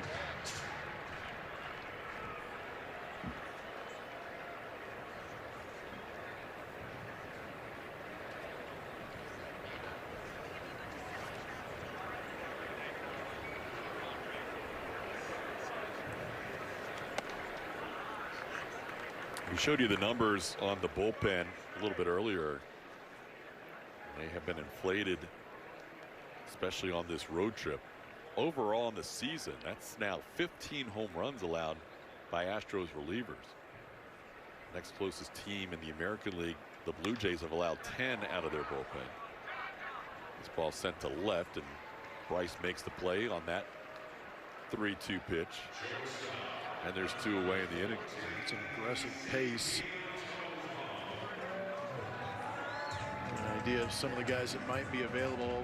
Scratch blue ball off there, and De Los Santos being used. Yeah, not too many other options to give you multiple innings. The only team in the majors close to the Astros in home runs allowed out of their pen is the Washington Nationals with 14. They were tied coming into today. Swing and a miss on the slider. Ezequiel Tovar's hit the ball hard twice today. Lined out his first time up and doubled to score a run his last time.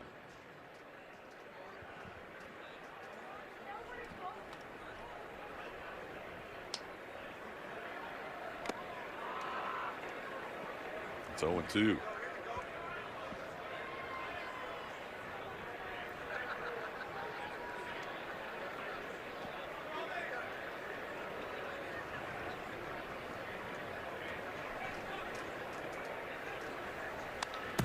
Because De Los Santos was coming off that injury we talked about, the injury of the knee strain, and then 4 relief appearances to be activated off the IL. He's not exactly fully stretched out, so you would be surprised if he went much deeper than 40 pitches in this outing.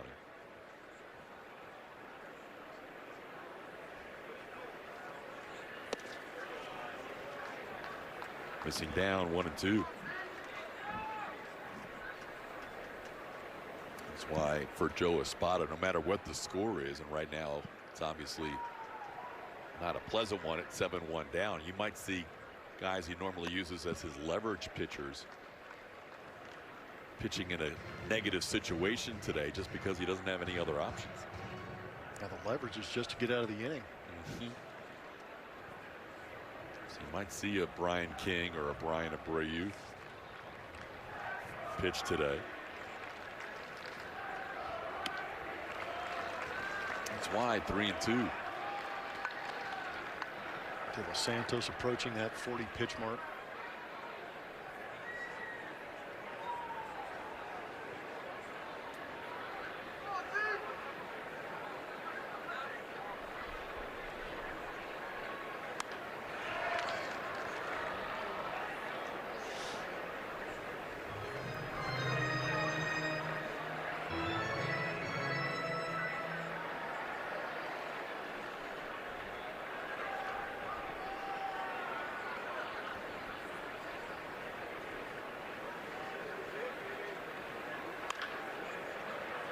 That's fair ball down the left field line.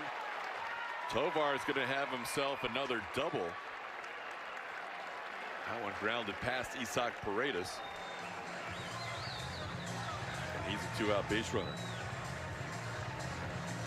Get Astros updates and offers on your phone. Receive exclusive Astros news, pre-sales, content, and more by signing up for Astros text messages. Text Astros to 26099 to join today.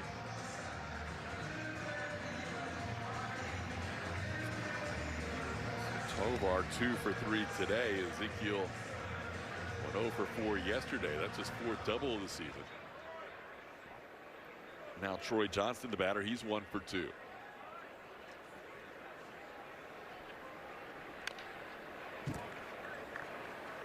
Rockies did win a series in their first road trip against the defending American League champion Toronto Blue Jays, taking 2 out of 3 at the Rogers Center. And they are ahead 7-1, trying to sweep the Astros, so they could improve to 5-1 against the American League if they win today. And as a team that coming into this series won that final game Sunday against the Phillies 4-1, they could win 4 in a row if they win today. They have a little bit of a vibe going on right now after really getting out of the gates as slow as possible last year. This organization needs to see a little bit of progress in a different direction. They're getting it this week. De Los Santos will finish that inning with 41 pitches total in his 2 innings of work. We'll see if he... Houston Astros baseball on SCHN is presented by Whataburger, your favorite burger made hot and fresh just the way you like it.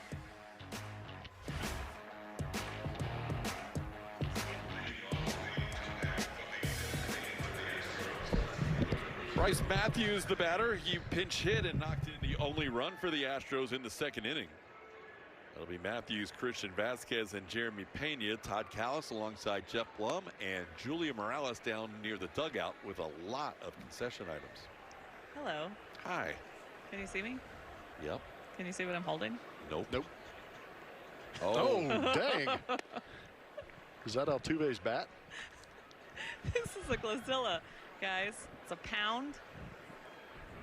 It's a large hot dog. wait, what? It's a very large hot dog. A pound. My arm's tired holding it up like this. Getting a workout in. Gotta do my raises. Okay, so can you see it? I don't want it to fall out of this thing. Now we see it. Oh my goodness. That just keeps going. Yeah, so apparently it's real popular to do Lady and the Tramp. Lady and the Tramp, is that what that movie's called? It's been a while since I've seen it with the spaghetti. That's been a thing here at the ballpark. People are starting to do it, and they start on both sides and work their way in. And then we've got pizza donuts, which I'm very excited about. These actually look really good. And then there's a cheesesteak, TK. Yeah? So, you guys hungry? There's no chance I can. I think we got time. I can't even make a dent in this thing. That could feed a family of 6. I know, but this is so fun. So this is new. The Glazilla is new. 1 pound, almost 2 feet worth of hot dogs. I'm gonna have to share with all my friends behind me. The hot dog is larger than the sub roll. It is a loaded hot dog too. Did it? Everything on We it. saw the picture. It had mac and cheese. That one have mac and No, cheese? this one doesn't. Oh, okay. Nope. What do you think? I think you should try some of it. Oh, We've got so many angles of this meal that she's about to consume. this is so exciting. Yeah, yeah. You're a fan favorite again. I know. Now I'm drawing a lot of attention. Where am I looking? Where's this wire cam you speak of? Right there. Hi. It's a whole Getting new, my good side. whole new world for Julia.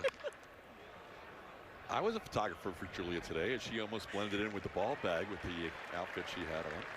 True story. Yeah, so that worked out. That's a ground ball to short. So you know where all the cameras are now, Julia. I do. I'm ready on the last day of the series. Do you need utensils?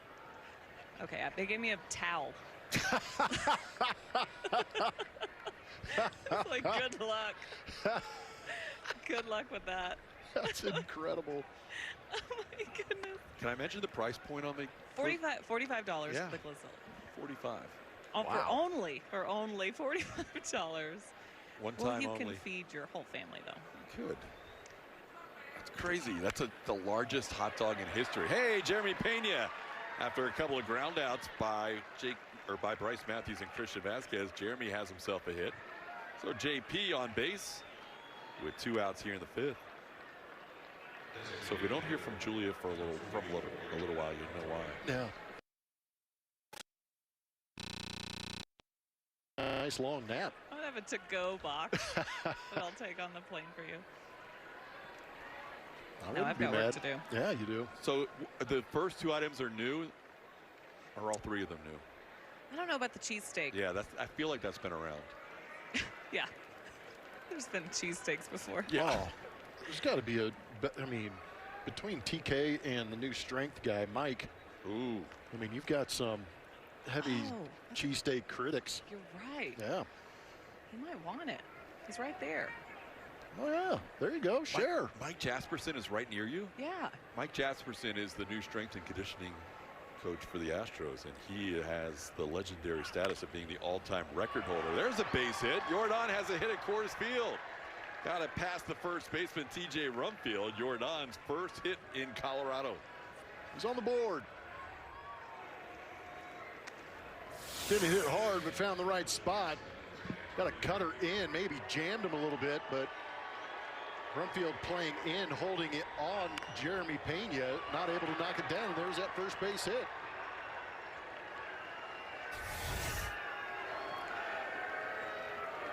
So back-to-back base hits leading into Jose Altuve, 2 outs and 2 on.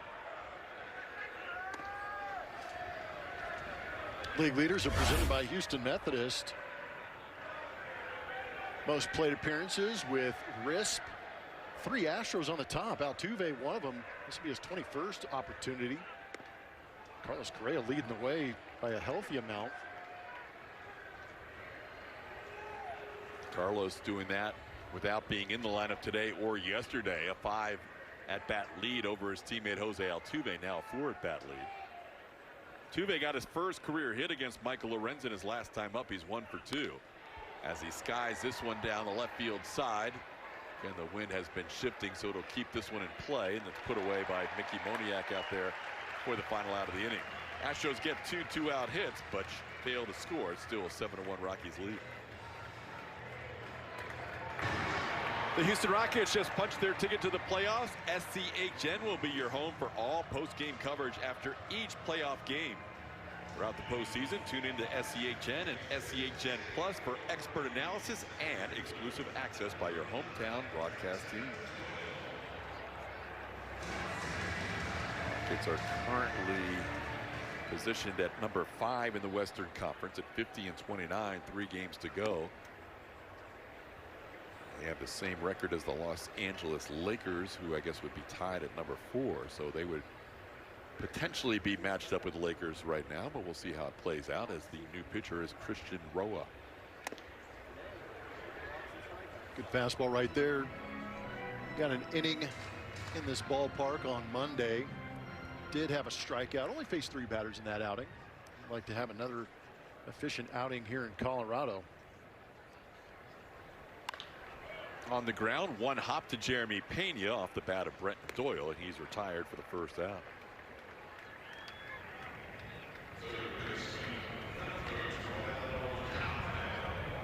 Well, Kyle Karros the batter. Astros are going to try and figure out a way to throw Karros a strike. He has walked twice today and scored a run. Karros in this series has hit in the 9 spot all 3 games and has walked 4 times. He's officially 2 for 5 with 4 walks. Not a small guy, but strikes have been problematic.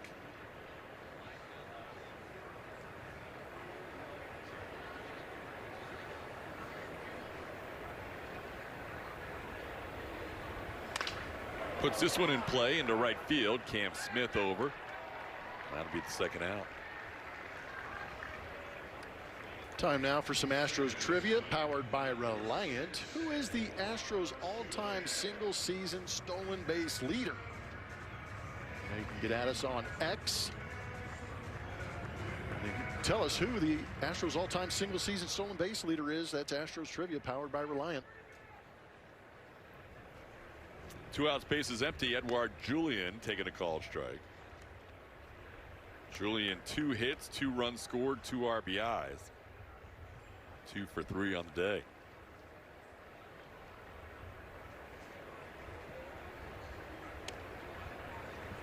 Julien and the guy behind the plate, Christian Vasquez, were teammates together in Minnesota the last 3 seasons.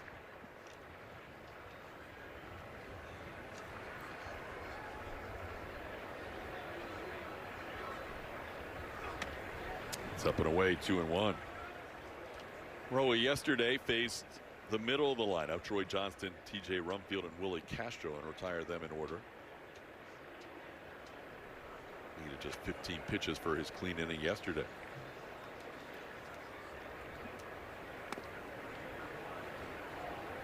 There's a strike, 2-2. Just going for it.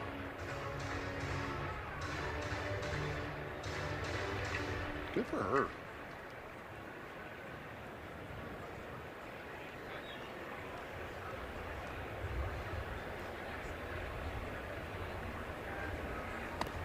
Close.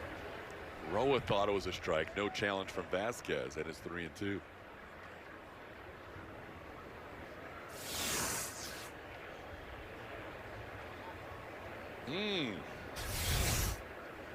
Might have had that one. Instead, it's a walk. Astros still have one challenge remaining. That'll be a 2-out walk. First base runner allowed by Roa. Now face Tyler Freeman.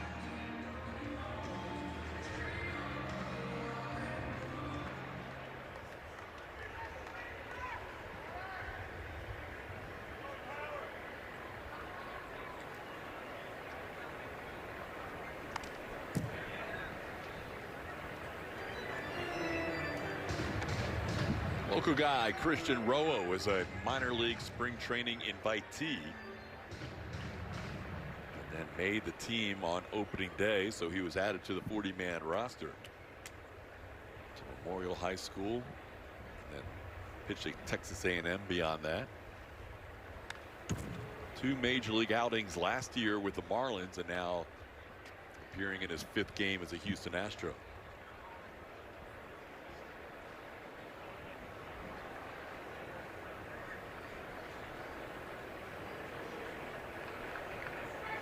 He was brought back from Sugar Land after Hunter Brown went on the IL. So we wish Hunter the best in his recovery from the first time he's been on the IL. Good pitch. It's close. Good take by Freeman, as it turns out, with a 1-2 count.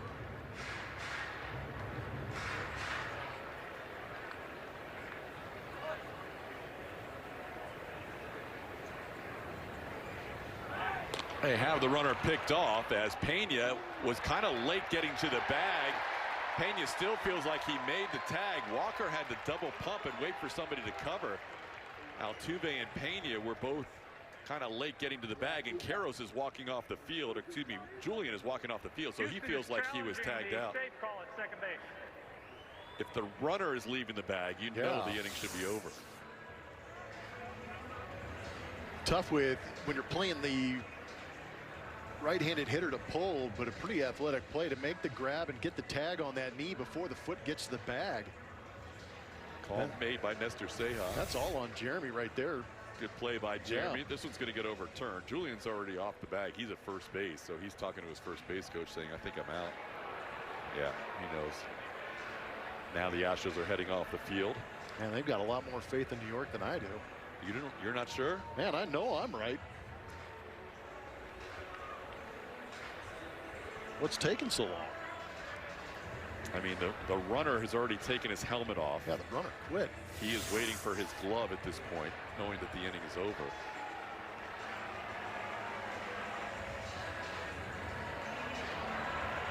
I mean, there's a pretty good view on the big board here. Here we go. After review, the Colin Field is overturned. Runners out. Houston retained. So we're through 5. Pickoff of Edouard Julian ends the 5th. It's still 7-1 Rockies. Pitching 5 innings for the first time this year. We'll face the Astros here in the 6th inning. Isaac Paredes has drawn a walk, scored a run, and also flied out to left field. Astros with 1 run on 5 hits off of Lorenzen.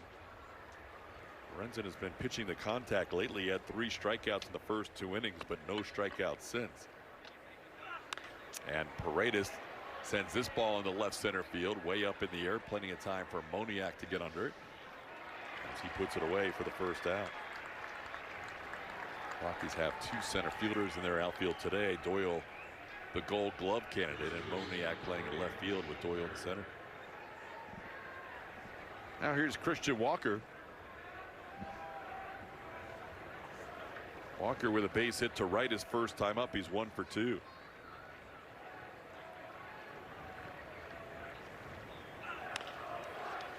Oh, it's past Tony Perez-Chica, foul. He's up there ready to swing in this series. His current 15-game hitting streak at Coors is the longest active streak in the major leagues by 6 games. No one else has a longer streak than 9, and give him another knock. Christian Walker continues to hit well here. 26 for 58 in his career as he picks up his 2nd hit of the game. All In All the Time is presented by Daly and Black. How about Cam Smith, who this year has his swing speed, his bat speed up to 77.6 miles an hour. from last year to this year. That's the biggest improvement in the major leagues. He was around 74 and change last year. Now he's up to 77.6. From pretty good to real good. Now he's top 5 in the major leagues in the swing speed category. Made that pretty evident what that swing speed can do with that home run on Monday in the center field at 462 feet, cutting through the wind. You know, there was so much hype because Cam made the opening day roster last year. He goes down on strikes here, but this year he had to earn his way onto the team and had a great spring training. Lorenzen has shut him down today, though. He's 0 for 3. That's the first strikeout for Lorenzen since he struck out Loperfido back in the second inning. Now Joey Loperfido will bat.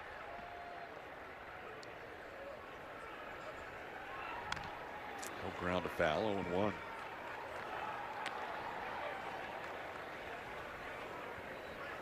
Loperfido looking for his first hit in this series. He's officially 0 for 4. He did have a couple of RBIs in the game on Monday. One on a sac fly, one on an RBI ground out. Now one past Dave Clark down the right field side. It's 0-2. Lorenzen's done a good job of just having enough movement on his pitches to be able to stay off barrels. And of course, when you've got a reasonable lead, you can attack that zone with all of them. With the Astros offense coming into Coors, leading Major League Baseball in every category, you didn't think that was going to change, but it has changed in the series. Yeah, the last 2 games they have not slugged the way they intended coming in here. 1 run last night on 3 hits. 1 run today so far on now 7 hits as Loperfido has his first hit of the series. Walker will go first to third. And the Astros for the second straight inning have a couple of base hits. Now they need a 2-out RBI out of Bryce Matthews.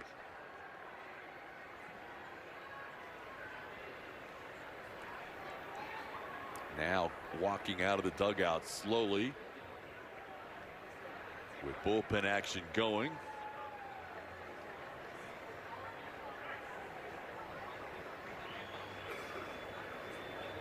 Bryce Matthews, the batter here with 2 on and 2 outs. We saw Zach Agnos pitch against the Astros here on Monday night. Pitch coach Alon Leishman out there having a word with Michael Lorenzen, and now a word from Jack in the Box. Hot Ness is back with spicy jalapenos, onion rings, and gooey pepper jack cheese. Welcome to Jack in the Box.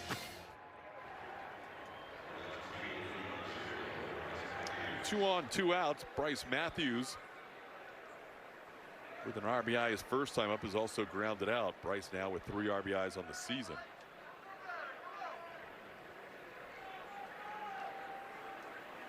If you're just joining us, Jake Myers had to leave the game in mid at bat. Grabbed at his side after a couple of check swings. The report we got was back tightness for Jake Myers. Matthews inherited a 2-2 count, fouled off a pitch, and then singled into left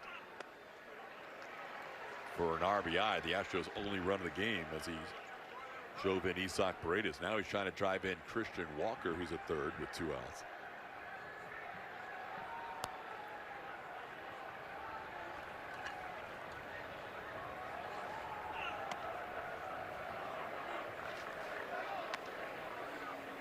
Two and 1 the count. This will be Lorenzen's last inning, you would think, as he is 2 pitches away from 100. It's already at his highest pitch count of the season. Challenge here from Hunter Goodman. We mentioned Goodman's been better behind the plate than he's been as a hitter in terms of ABS challenges. The Astros might get the break on this one. Ooh. That one just breaking Calls confirmed. barely Colorado below the has zone. 1 challenge remaining. So both catchers losing a challenge. Vasquez for the Astros and Goodman for the Rockies. And now a 3-1 pitch coming to Bryce Matthews. Goodman was trying to grab one for his pitcher. Just missed. Bryce could change the dynamic with one big swing here. Usually has one of those big swings in moments like this. Only be ball 4. And that's now 100 pitches They're going to keep Lorenzen in. No, they're not. Here comes Warren Schaefer. So that'll be the end of the day for the starting pitcher Lorenzen as he walks Matthews to load the bases. Christian Vasquez will bat. It's a 7-1 game. He'll face Zach Agnos when we come back.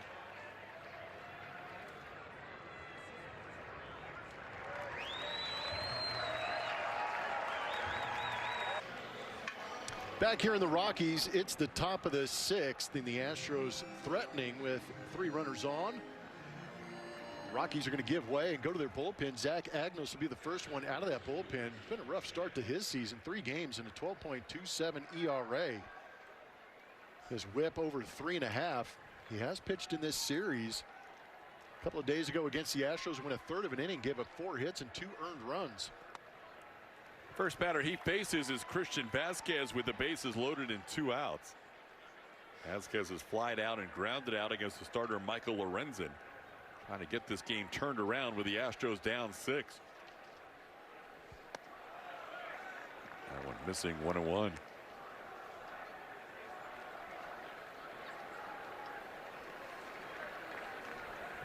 Imagine Vasquez looking for something he could just punch right back up the middle. That one bouncing in there. Pick up a couple of stakes for himself and maybe leave a couple for Jeremy Pena and Jordan behind him. Get back into this game. It's the Astros 22nd plate appearance with the bases loaded. Vasquez has had 2 of them prior. And he's 1 for 2. That's a strike. Close pitch, 2-2. Might have just clipped the bottom of the UT-MD Anderson zone.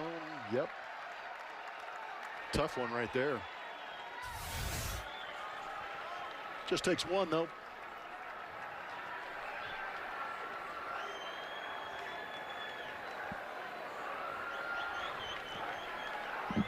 Christian Walker on third, Joey Loperfido on second, Bryce Matthews on first.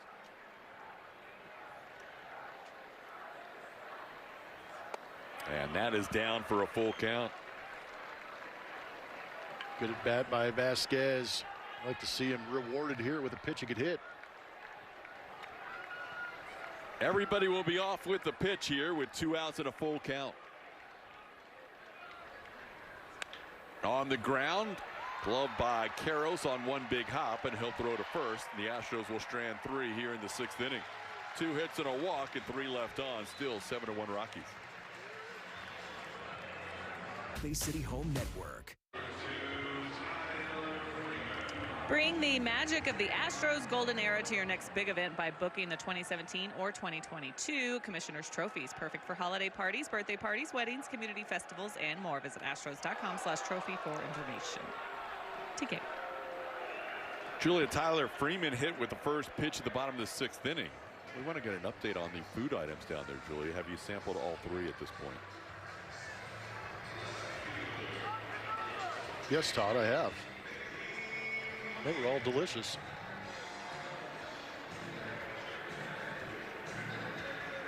Were you checking on me? No, that's okay. You good?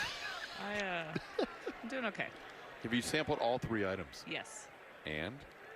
Pizza donuts for the win. Really? You chose that out of the gate, too. Yeah. Really good? Yeah. Well, it was like pizza, but the dough was extra doughy because it was donutty. Nice. So it didn't burn your mouth like a bagel bite, kind of the same shape? Oh, man. I can, like, feel that right now, burning the roof of my mouth. No, it was good. Very good. There goes the runner, and Vasquez can't get a grip on the throw. Not the cleanest of slides there by Freeman, but he goes in head first. Stole 18 bags last year, and he's 2 for 2 this year.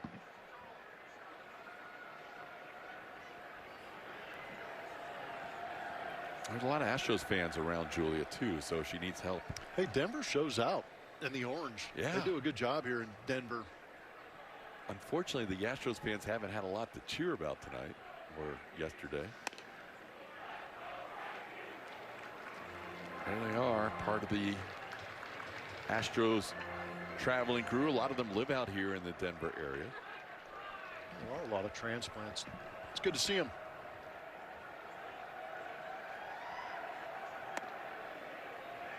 Trying to get his second inning of work. We mentioned guys would be stretched today out of the pen. Christian Roa with a shutout fifth inning facing the minimum, but now a hit by pitch and a 4-pitch walk as they try and get 2 innings out of Roa. If you don't get 2 innings out of Roa, then you might have to pitch one or both of the Bryans, Abreu and King. If Okert pitches, it will be 4 out of 5 days for him. Those are pretty much your options at this point. No. That was a swing attempt as Hunter Goodman was hit by a pitch, but he swung. They didn't give him the swing. They checked down to first base and said no swing. They said no swing? They said no swing. He went, I mean,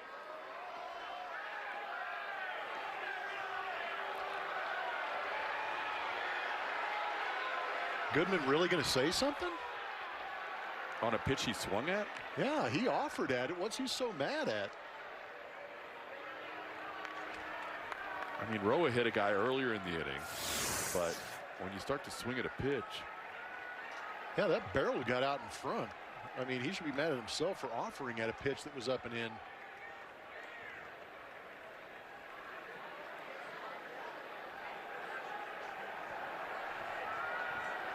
Well, this inning's gotten ugly. Hit by pitch, 4-pitch walk, and another hit by pitch. There's no way anybody on that Astros side is trying to hit anybody. And if you are watching the game, you understand that Roa's got a little bit of command issue in this inning.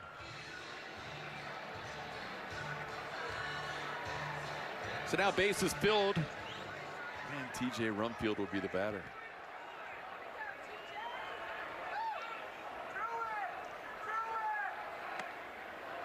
That's missing well off the arm side. 1-0. Astros bullpen now starting to work.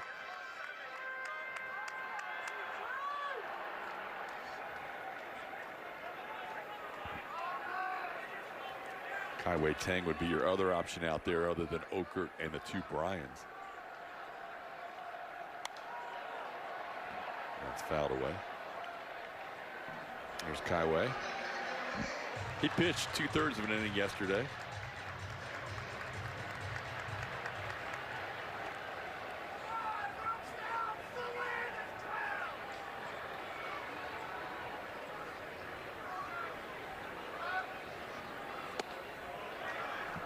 He's down 2-1.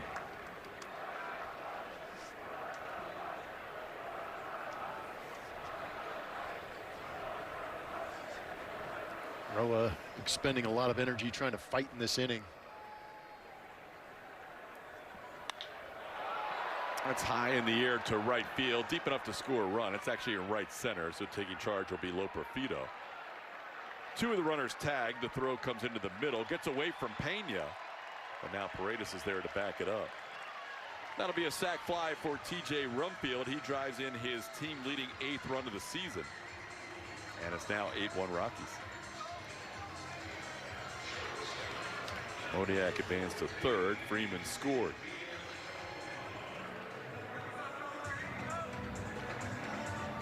Ezekiel Tovar 2 for 3 with a couple of doubles. It's the 2 hardest hit baseballs in this game. Tovar? Yep. 108.9, 107.4. He's had some good swings. Misses that breaking ball. He's 0-1 on the slider. Yeah, pretty impressive. Only 24 years old.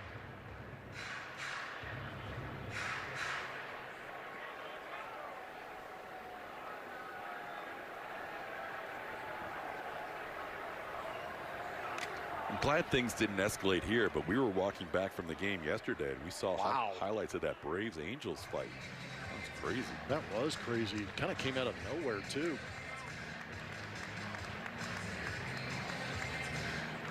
Braves and Angels playing again today. It's 5-2 Braves in the bottom of the 4th inning, but we'll see some suspensions coming out of that. Jorge Soler and Reynaldo Lopez. Roa is not going to endear himself to that Rockies dugout with another pitch up and into a right-handed hitter. And they both got 7-game suspensions. I just saw the story. 7 games. Nice. Yeah, this has been a little awkward for Roa. Obviously, he's struggling with his command, but a lot of the pitches have been up and in the right-hand hitters. Then we had a left-hand hitter, Rumfield. He missed way off the plate on arm side. Yeah, that's when you start missing arm side up and in to right-handed hitters as a right-handed pitcher. Usually that means the elbow is dropping. And the reason for that is fatigue. That'll be a strikeout. Foul tip caught by Vasquez for the second out. Let's find out the answer to our trivia question powered by Reliant. We asked you, who is the Astros' all-time single-season stolen base leader? Who is that Astro? Yeah, Gerald Young back in 1988, stealing 65 bags for the Astros, is your single-season stolen base leader for the Astros.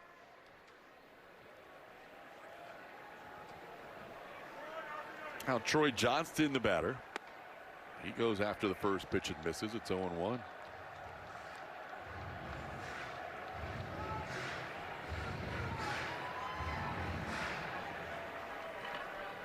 Did you see Walt Weiss take out Soler in that fight? Oh, wow. He came out and just got him low and took him down. Pretty impressive. Yeah, don't mess with Walt Weiss. A lot of fans know about that here. Sat with Gerald Young this year at the What? gala. The Astros gala. He was right next to me. Big time. He's big time. I just happen to be sitting next to him. We had a nice conversation about the fact that he was the first Astro from Honduras and the first major leaguer from Honduras. How about it? Not Mauricio Dubon. 2-1 pitch is off the plate wide, 3-1.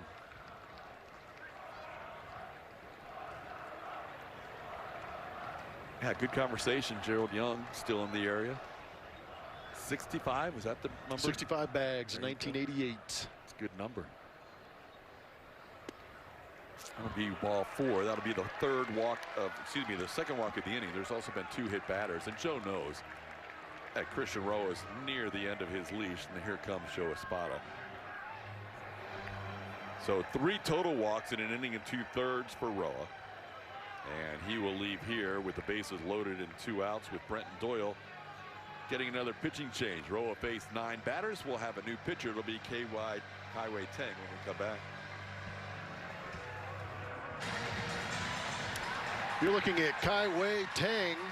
He will make his 5th appearance with the Astros. He's thrown 6 1/3 innings. Pretty good strikeout to walk ratio. 6 strikeouts in the 6 1/3 innings pitched. 1 walk. He has done a very good job with his fastball. Touch in the mid-90s, but also has shown a pretty good sweeper. Bases loaded and 2 outs. Brenton Doyle fouls 1 back. Tang is pitcher number 5 on the day for Houston. If you are just joining us, Christian Javier leaving after 1 inning due to a shoulder issue. AJ Blueball came in for an inning but had to throw almost 40 pitches, and he left after 1 inning. Then Eniel De Los Santos for 2. Christian Roa for an inning and 2/3. And now it's Teng's turn. Right shoulder tightness for Christian Javier, taking him out of the game as he warmed up for the 2nd inning. Now it's 1-2 on Doyle.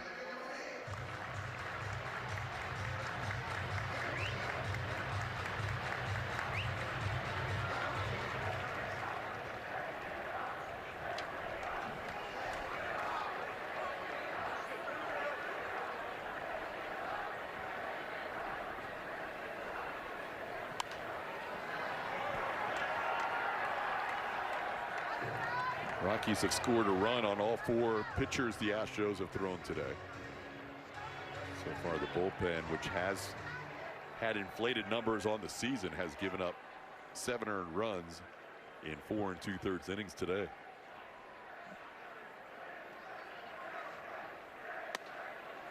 Teng trying to keep it at that number, and he does. The delayed call by the home plate umpire Dave Rackley, but that's a called 3rd strike. Doyle goes down looking, and the Rockies will strand 3. We head to the 7th inning. Rockies 8, Astros 1.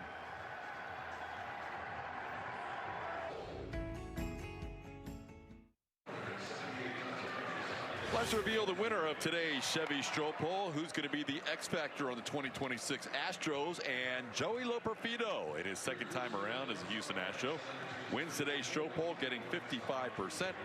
Solid amount of votes for both AJ Blueball and Christian Vasquez as well. Thanks to those who participated in today's Stroh Poll. We move to the 7th inning.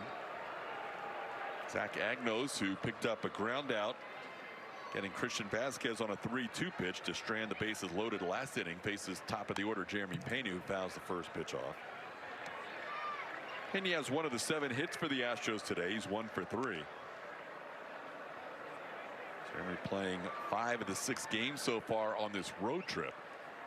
After playing back-to-back games all the way through the first homestand, he's been a regular part of the lineup, playing all 3 games here in Denver. He's down on the count here 0-2. Astros an off day tomorrow, then they'll be playing 4 with the Mariners beginning on Friday. A Friday wraparound weekend series through Monday afternoon at T-Mobile Park in Seattle. Meanwhile, the Rockies will head to San Diego after this game. The Rockies will play 3 games against the Padres over the weekend. They'll fly to Houston Sunday and kind of chill out all day Monday in H-Town while the Astros are playing in Seattle. I've already got people hitting me up for tee times. I'm not even going to be in the town. That's messed up. That is messed up. 2-2 the count. I'm pulling the plug on them, especially after this game. We are going to see a first tomorrow, Blummer. What is that? You will be attending an NHL game. Oh, yeah, that's right. It is going to be Blummer's debut at a hockey arena. Look out, Jordan. As we are going to be attending the Vegas Knights Seattle Kraken game. So while the Astros are off on Thursday in Seattle, you, me, Julia, some others are going to be all attending Seattle Kraken hockey. It's going to make me a fan, huh? I think you're going to like it. I think I've heard nothing but great things about live hockey. Watching hockey is good. Going to hockey is great. No kidding. Yeah. Going to hockey live is a whole different experience. Okay. Because you sense the speed. You can feel the hits. Oh, really? Oh, yeah. Yeah, because those guys are beasts. Yeah, they are. I mean, skating around at that speed is crazy. I think you're going to love it. I don't want to, predetermine your judgment of the sport. Well, but my question for you is, I know you're a Vegas Knights guy. Yeah. And now you're going to the Kraken. Are you? I mean, I like the fact that they were an expansion team. I'm a Tampa Bay Lightning guy. Oh, that's right. Yeah, I'm a Lightning guy. You are more of a Lightning guy. Yeah. You jumped on that Vegas bandwagon that one year. Well, they were in the playoffs and they were a new team, so yeah. It was exciting. Yeah, it was. And the Kraken have done well in their short time as a franchise. So we're going to Climate Pledge Arena tomorrow. Oh, I'm looking forward to that. 3-2 pitch is skied in the air to shallow center. Who wants it? It's going to be in between 3 fielders. It's a second baseman hanging in there. That's Edward Julian making the play for out number 1. All right, now a word from Jack in the Box. Get my new Smash Jack Sliders Munchie Meal for a chance to win $75,000. Welcome to Jack in the Box. You said Astros fans here haven't had a lot to cheer about. See if Jordan can give them something to cheer about here. I played in 6 cities as a player. If I were to buy a sweater from one of those cities, what would it be? Because it's Montreal. Houston doesn't have one. Correct. Arizona, yeah. San Diego, yeah. Chicago Blackhawks. Oh, it's a good logo. It is a good logo. I'm impressed for not having attended a game that you called a sweater. If you're going to be in the environment, you've got to do a little bit of research. I don't want to look like a clown going into this situation. And I've heard you say it plenty. So it's partially your fault too. But yeah, if Seattle's baseball team wasn't such a big rival of ours, I know, I feel the same way because I love the Kraken. It's a cool logo. It is a cool logo. And the one that's probably the most popular out of all the cities is Montreal. Yeah. The Canadiens. Oh yeah, the original 6. Yeah. Yeah, there you go. 2-1 pitch is fouled off. It's 2-2. And I drop the Smythe division every once in a while when we're in spring training and we have a tie game. You get a point for that. You do. You get a point for that. So that'll be. It's very limited knowledge. No, but it's solid. It's going to expand. You can talk the talk. Yeah.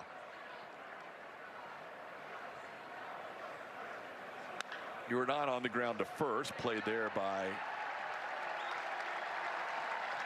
T.J. Rumfield for the second out of the inning.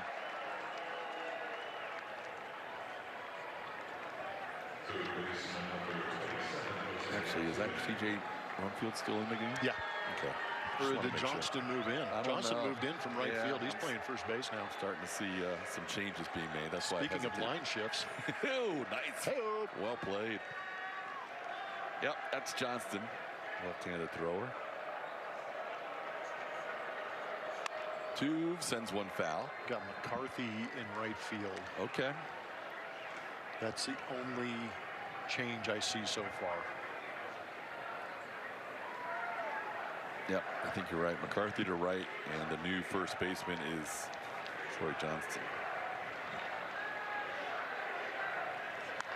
On the ground, that's going to stay fair. Played there by Kyle Karros, and that'll be a 1-2-3 inning for Zach Agnos.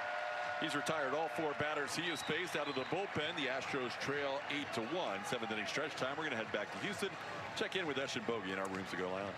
All right, TK, thank you very much. Alongside Brian Bogasevic, Kevin Eschenfelder, welcome inside the Rooms to Go lounge. And my goodness, what a disaster of a day from an injury standpoint, and the Astros just can't get anything going. Yeah, and you got some things on the pitching side that you're going to have to get figured out long term of who's going to fill in some of these spots in the starting rotation. But in the short term, you just got to figure out how to eat up innings, because for the third time now, the Astros are wondering, how do we get through 9? You want to hear the latest on Christian, Javier, and by Ford, and Roy Oswalt had a lot of success around the league, but also had a lot of success right here in Colorado. Second lowest ERA at Colorado with a minimum of 30 innings pitched for the Astros. 36 innings, 4-0. Remember, Mike Hampton was 5-0, but a 2.25 ERA in this ballpark. Pretty impressive. Roy Oswalt could manipulate the baseball with the best of them, no matter where he was. Adam Wainwright, the only one better than Oswalt in this time at Coors Field. Kyle Karros, the batter, one official at bat today. He's walked a couple of times.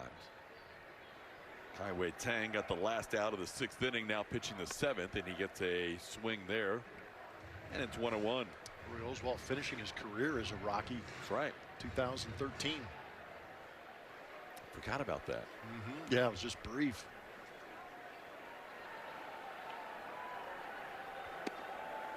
There's a strike. Karros wasn't sure, but he's already 0 for 2 in challenges in this series, so he's not going to take a chance here. It's 1-2.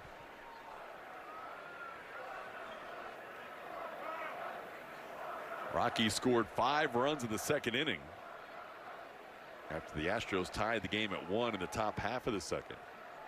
And the Rockies haven't looked back. They added runs in the 4th and the 6th. Kai-Wei Tang trying to be the first pitcher for the Astros, going unscathed today against this Rocky lineup that scored 9 the first game, 5 yesterday, and now 8 more this afternoon.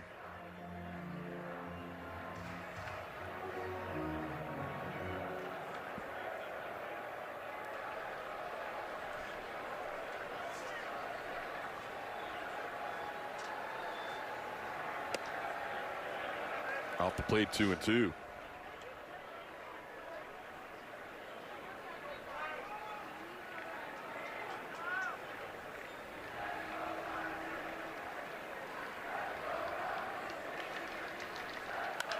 On the ground, backhanded by Pena, long throw, and a good play by Jeremy to get Kyle Karros to start the inning. Nice play on the backhand for Jeremy. Finally able to get that 9-hole hitter Karros out. Good read on that hop. Tough there right in front of that lip. Stayed with it.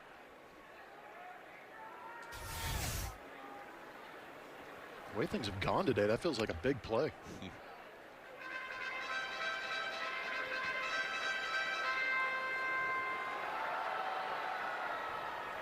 And I do an off-season. I have a charity event that I MC with Brian May, ex-NHLer. Okay. Played with the Kings for a while. Nice. A lot of hockey players are good golfers. Extremely. I think I'm going to blow your mind right here.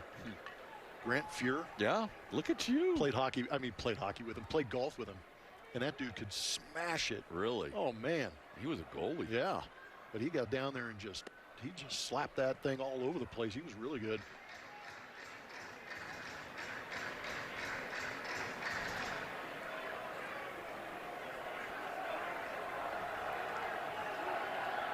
Speaking of golf, we got to get to the bottom of the Kaiwei Teng story. Oh, yeah, that's right. Bryce Matthews is watching this ball hang up for him.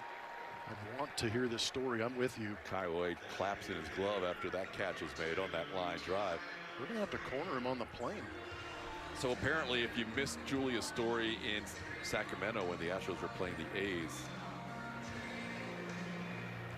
he ran out of golf balls before he could finish. What did he say? He said he, I think, now I can't remember. Played 9 holes. He played 9, ran out of golf balls. That was the first time he'd ever played. First time ever. I'm scared to ask how many golf balls he started with. No, you need to ask. That's what we have to find out. Yeah. He's great. Also, when we told that story, it went viral in Taiwan. Oh, wow. So now we need to follow up. Man, we do need to follow up. If he had 2 sleeves, that's okay. 6 balls and 9 holes. I can live with that. If it's your first time out there, if he had a dozen golf balls, that's a problem. If he had 2 dozen, that's a real problem. Man. Yeah, I may just meet him for the first time, but he's going to hear it. So we got to find out the number of golf balls he started with. And what course was he playing? Was this, you know, someplace that was just tight? Jeremy's going to have to make another tough play. And nobody's been retired yet. And now getting retired is Tyler Freeman as Christian Walker goes over to tag him. Tyler avoided the tag, but he didn't touch the bag. So Kaiwei will dap up Christian Walker as he comes back to the dugout. Kaiwei has retired all 4 batters he has faced. First pitch inside to Isaac Paredes. Zach Agnos has retired all 4 batters he has faced. It'll be Isaac, Christian Walker, and Cam Smith here in the 8th inning. Astros only down by 2 in the hit column, but down by 7 in the run column.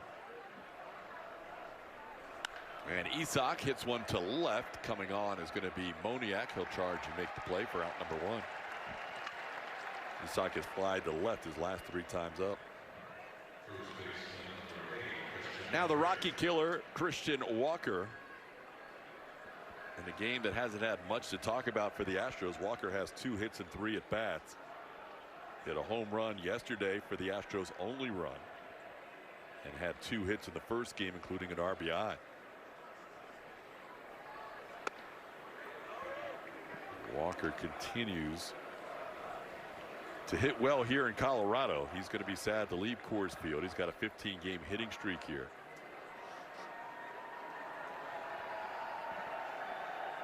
And overall, he's 26 for 58, hitting .448. That'll drop a little bit as he sends this one to left.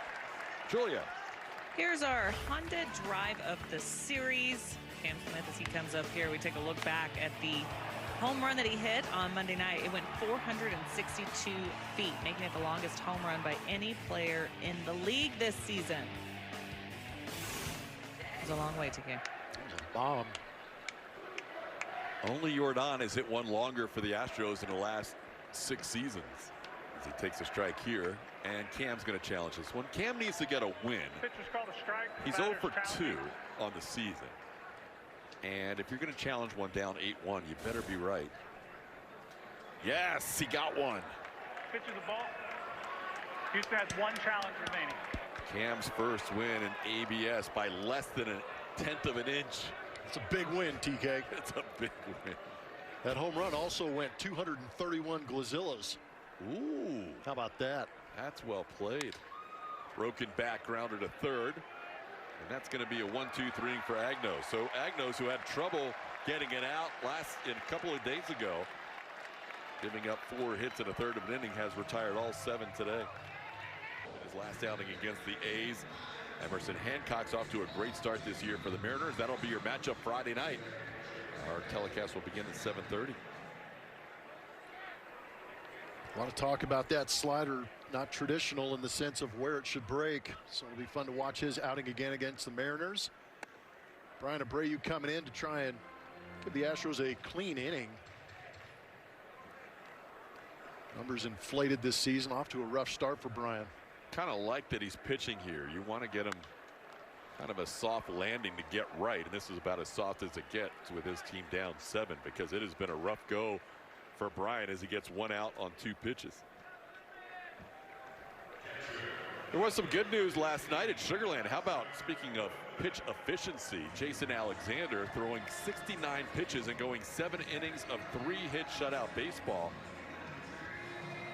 He would be a candidate to be one of the starters. You would think Spencer Arrighetti would be a candidate. We saw Alexander pitch well last year for the Astros in the middle of the season, really saved them in a season full of injuries. The Astros have a lot of depth in their starting rotation, and it is going to be tested with Hunter Brown going on the IL on this trip, and we'll see where Christian Javier is at the end of today. Pitch up and in. It's 1-1. That's Goodman again. He's not going to appreciate that. He swung at a pitch in his previous at bat and turned out to be a hit by pitch. Yeah, but I agree, TK. A lot of depth in the organization, but you'd like to see some of these guys perform a little bit better. Maybe turn their season around here quickly. Astros do have candidates in their bullpen as well who could start. Ryan Weiss, Cody Bolton. Bolton actually did start the game to start this series. Wei Tang has started in the past.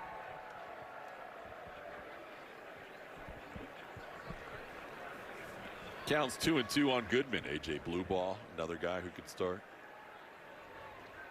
So we'll see how it all plays out. It's certainly a little bit of a stumble here in the middle of this road trip where the Astros are in danger of going to 1-5 against the A's and the Rockies, and then they'll play the Mariners for 4 beginning on Friday. Mariners are not off to a good start this year.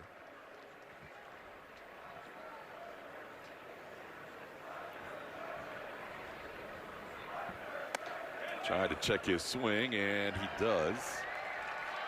That'll be a walk. Mariners lost today. They were shut out on 2 hits by the Rangers. So Seattle's now 4-9 on the season. Well, the West completely is off to a pretty slow start. All bunched up, playing mediocre baseball. Mariners getting swept in Texas. They've lost 5 in a row and 7 of their last 8. It's a tough series to cheer for. You're not kidding.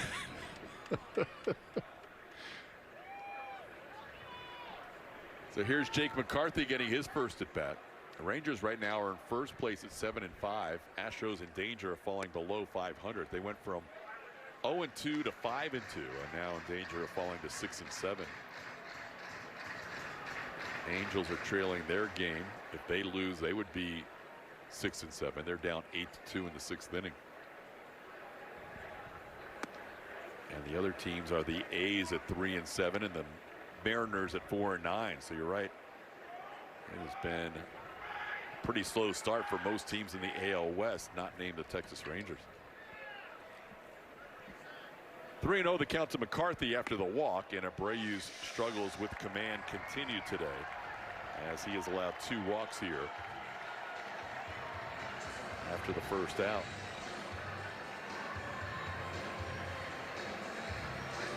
I'll draw a visit from Christian Vasquez as Ezekiel Tovar will be the batter.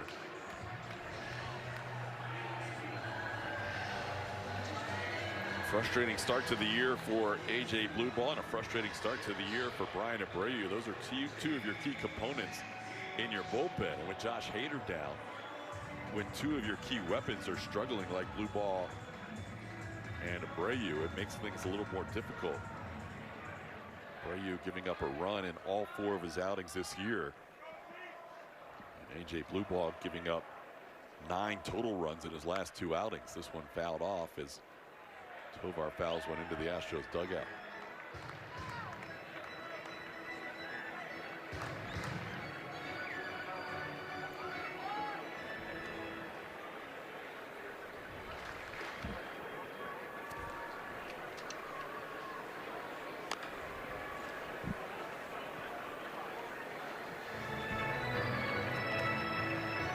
Two walks in this inning and 9 walks from the Astros bullpen in this game.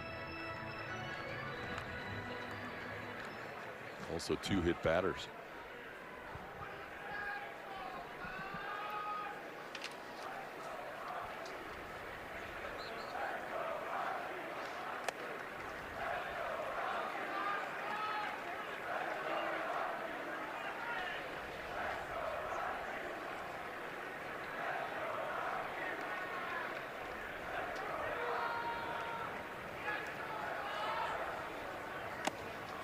Got him. Foul tip caught by Christian Vasquez. That'll be Abreu's first strikeout in the second out of the inning.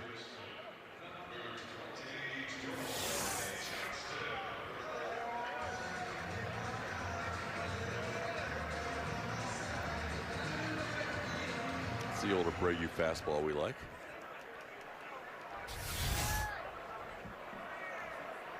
Now Troy Johnston, the batter. In the air, that'll be a base hit, and that will be a 5th consecutive outing for Abreu, where he's allowed a run. All 5 outings in 2026 have resulted in at least 1 run against Brian Abreu, as Johnston delivers the 9th run of the game for the Rockies. Hard to imagine. It is hard to imagine. Stuff's so good. Just hasn't been able to find it here in the first 5 outings of the season for Brian.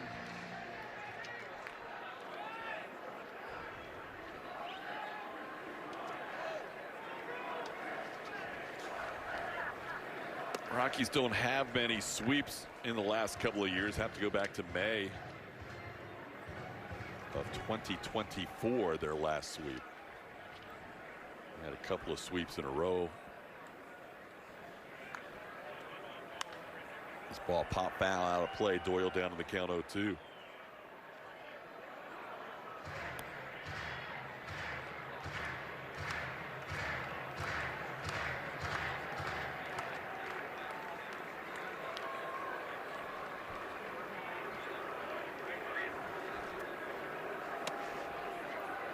Good stop by Vasquez, keeping the runners where they are.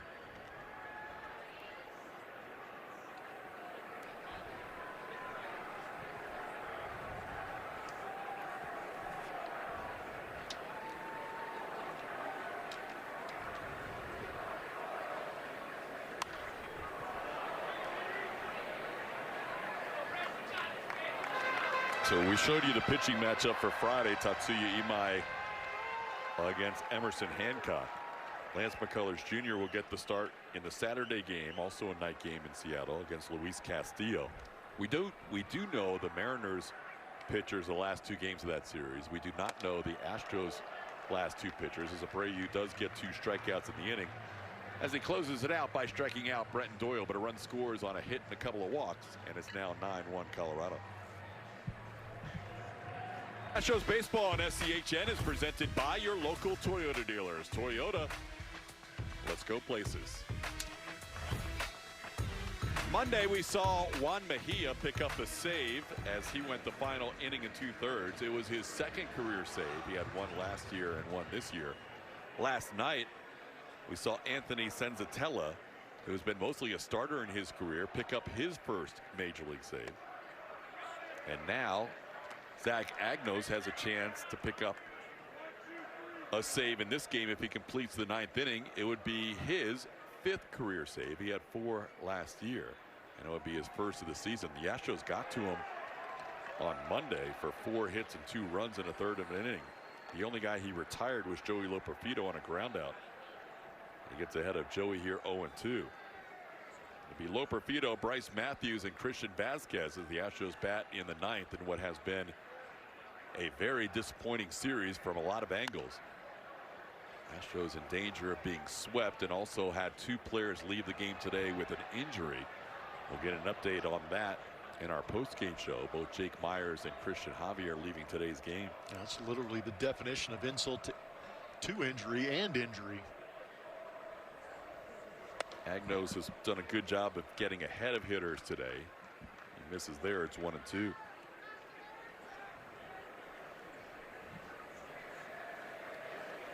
Rockies do have bullpen action going in case Agnos can't finish this inning. This one looped down the left field line, falling quickly, and that will be foul. Just foul down the left field side off the bat of Joey. Joey started the day as the left fielder, and when Jake Myers had to leave the game, he moved to center field.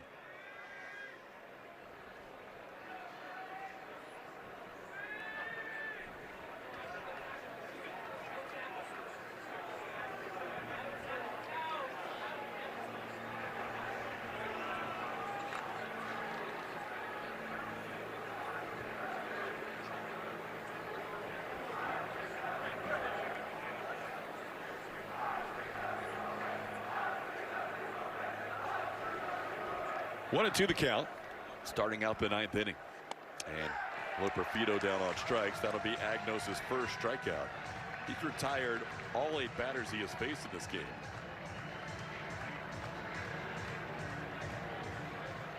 If you go back to last night, Anthony Senzatella retired all 8 batters he faced in his 2 2/3 innings of shutout baseball for the save. And then back to Monday, Mejia retired the last 3 batters he faced. That's now 19 in a row sent down by the Rockies bullpen. It's not a bullpen that in the past you could say that about very often, with a 19 batter streak of retiring all 19. Bryce Matthews has been on base twice today. Didn't know he was going to play. Came in for Jake Myers in a 2-2 count in the 2nd inning and delivered the Astros' only run with an RBI base hit. And he grounded out his next time and drew a walk his 3rd plate appearance. Now he bats for a 4th time. Rockies bullpen came into this game with a 3.08 ERA, 9th in the league. They've moved up to the 8th spot now, getting through this game. The 2.92 ERA currently. The catcher's challenging.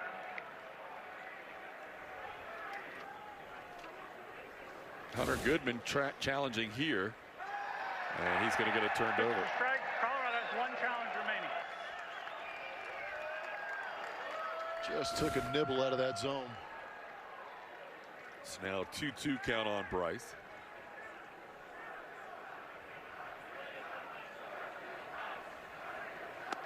And Matthews down on strike, so Agnos with back-to-back strikeouts has now retired 9 in a row.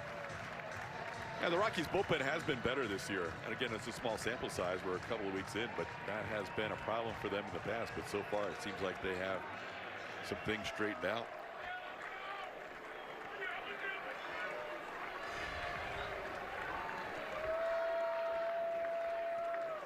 Christian Vasquez keeps the game alive as he picks up his first hit of the day. Astros with hit number 8 as Vasquez is now 1 for 4. TK. Yep. Salvage.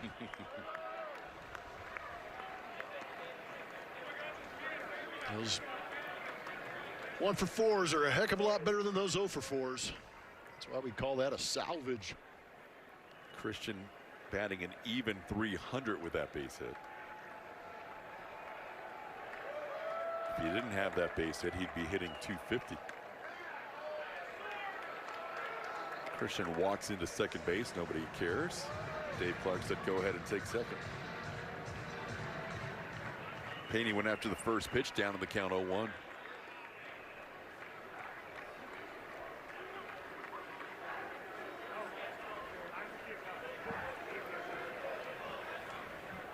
Astros looking forward to an off day to regroup. It's been a rough go of it here in Denver.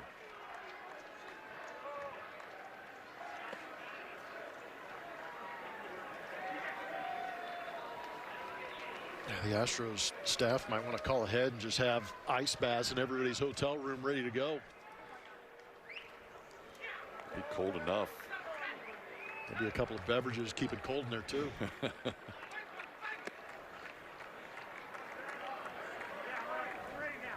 Yeah, the JMI might be in play on this next series. We have not seen the Julian Morales index for the first 2 legs of this road trip, but Seattle might be a little different. Seattle's always different. On the ground to third, and the Rockies complete their first sweep in almost 2 years as they sweep the Astros here, winning the final game 9-1. Zach Agnos with his first save of the year and his 5th of his major league career. Tough series for the Astros. Astros postgame show presented by Whataburger features Kevin Eschenfelder and Brian Bogusevic. Julia getting interviews in the Astros clubhouse. Postgame show next.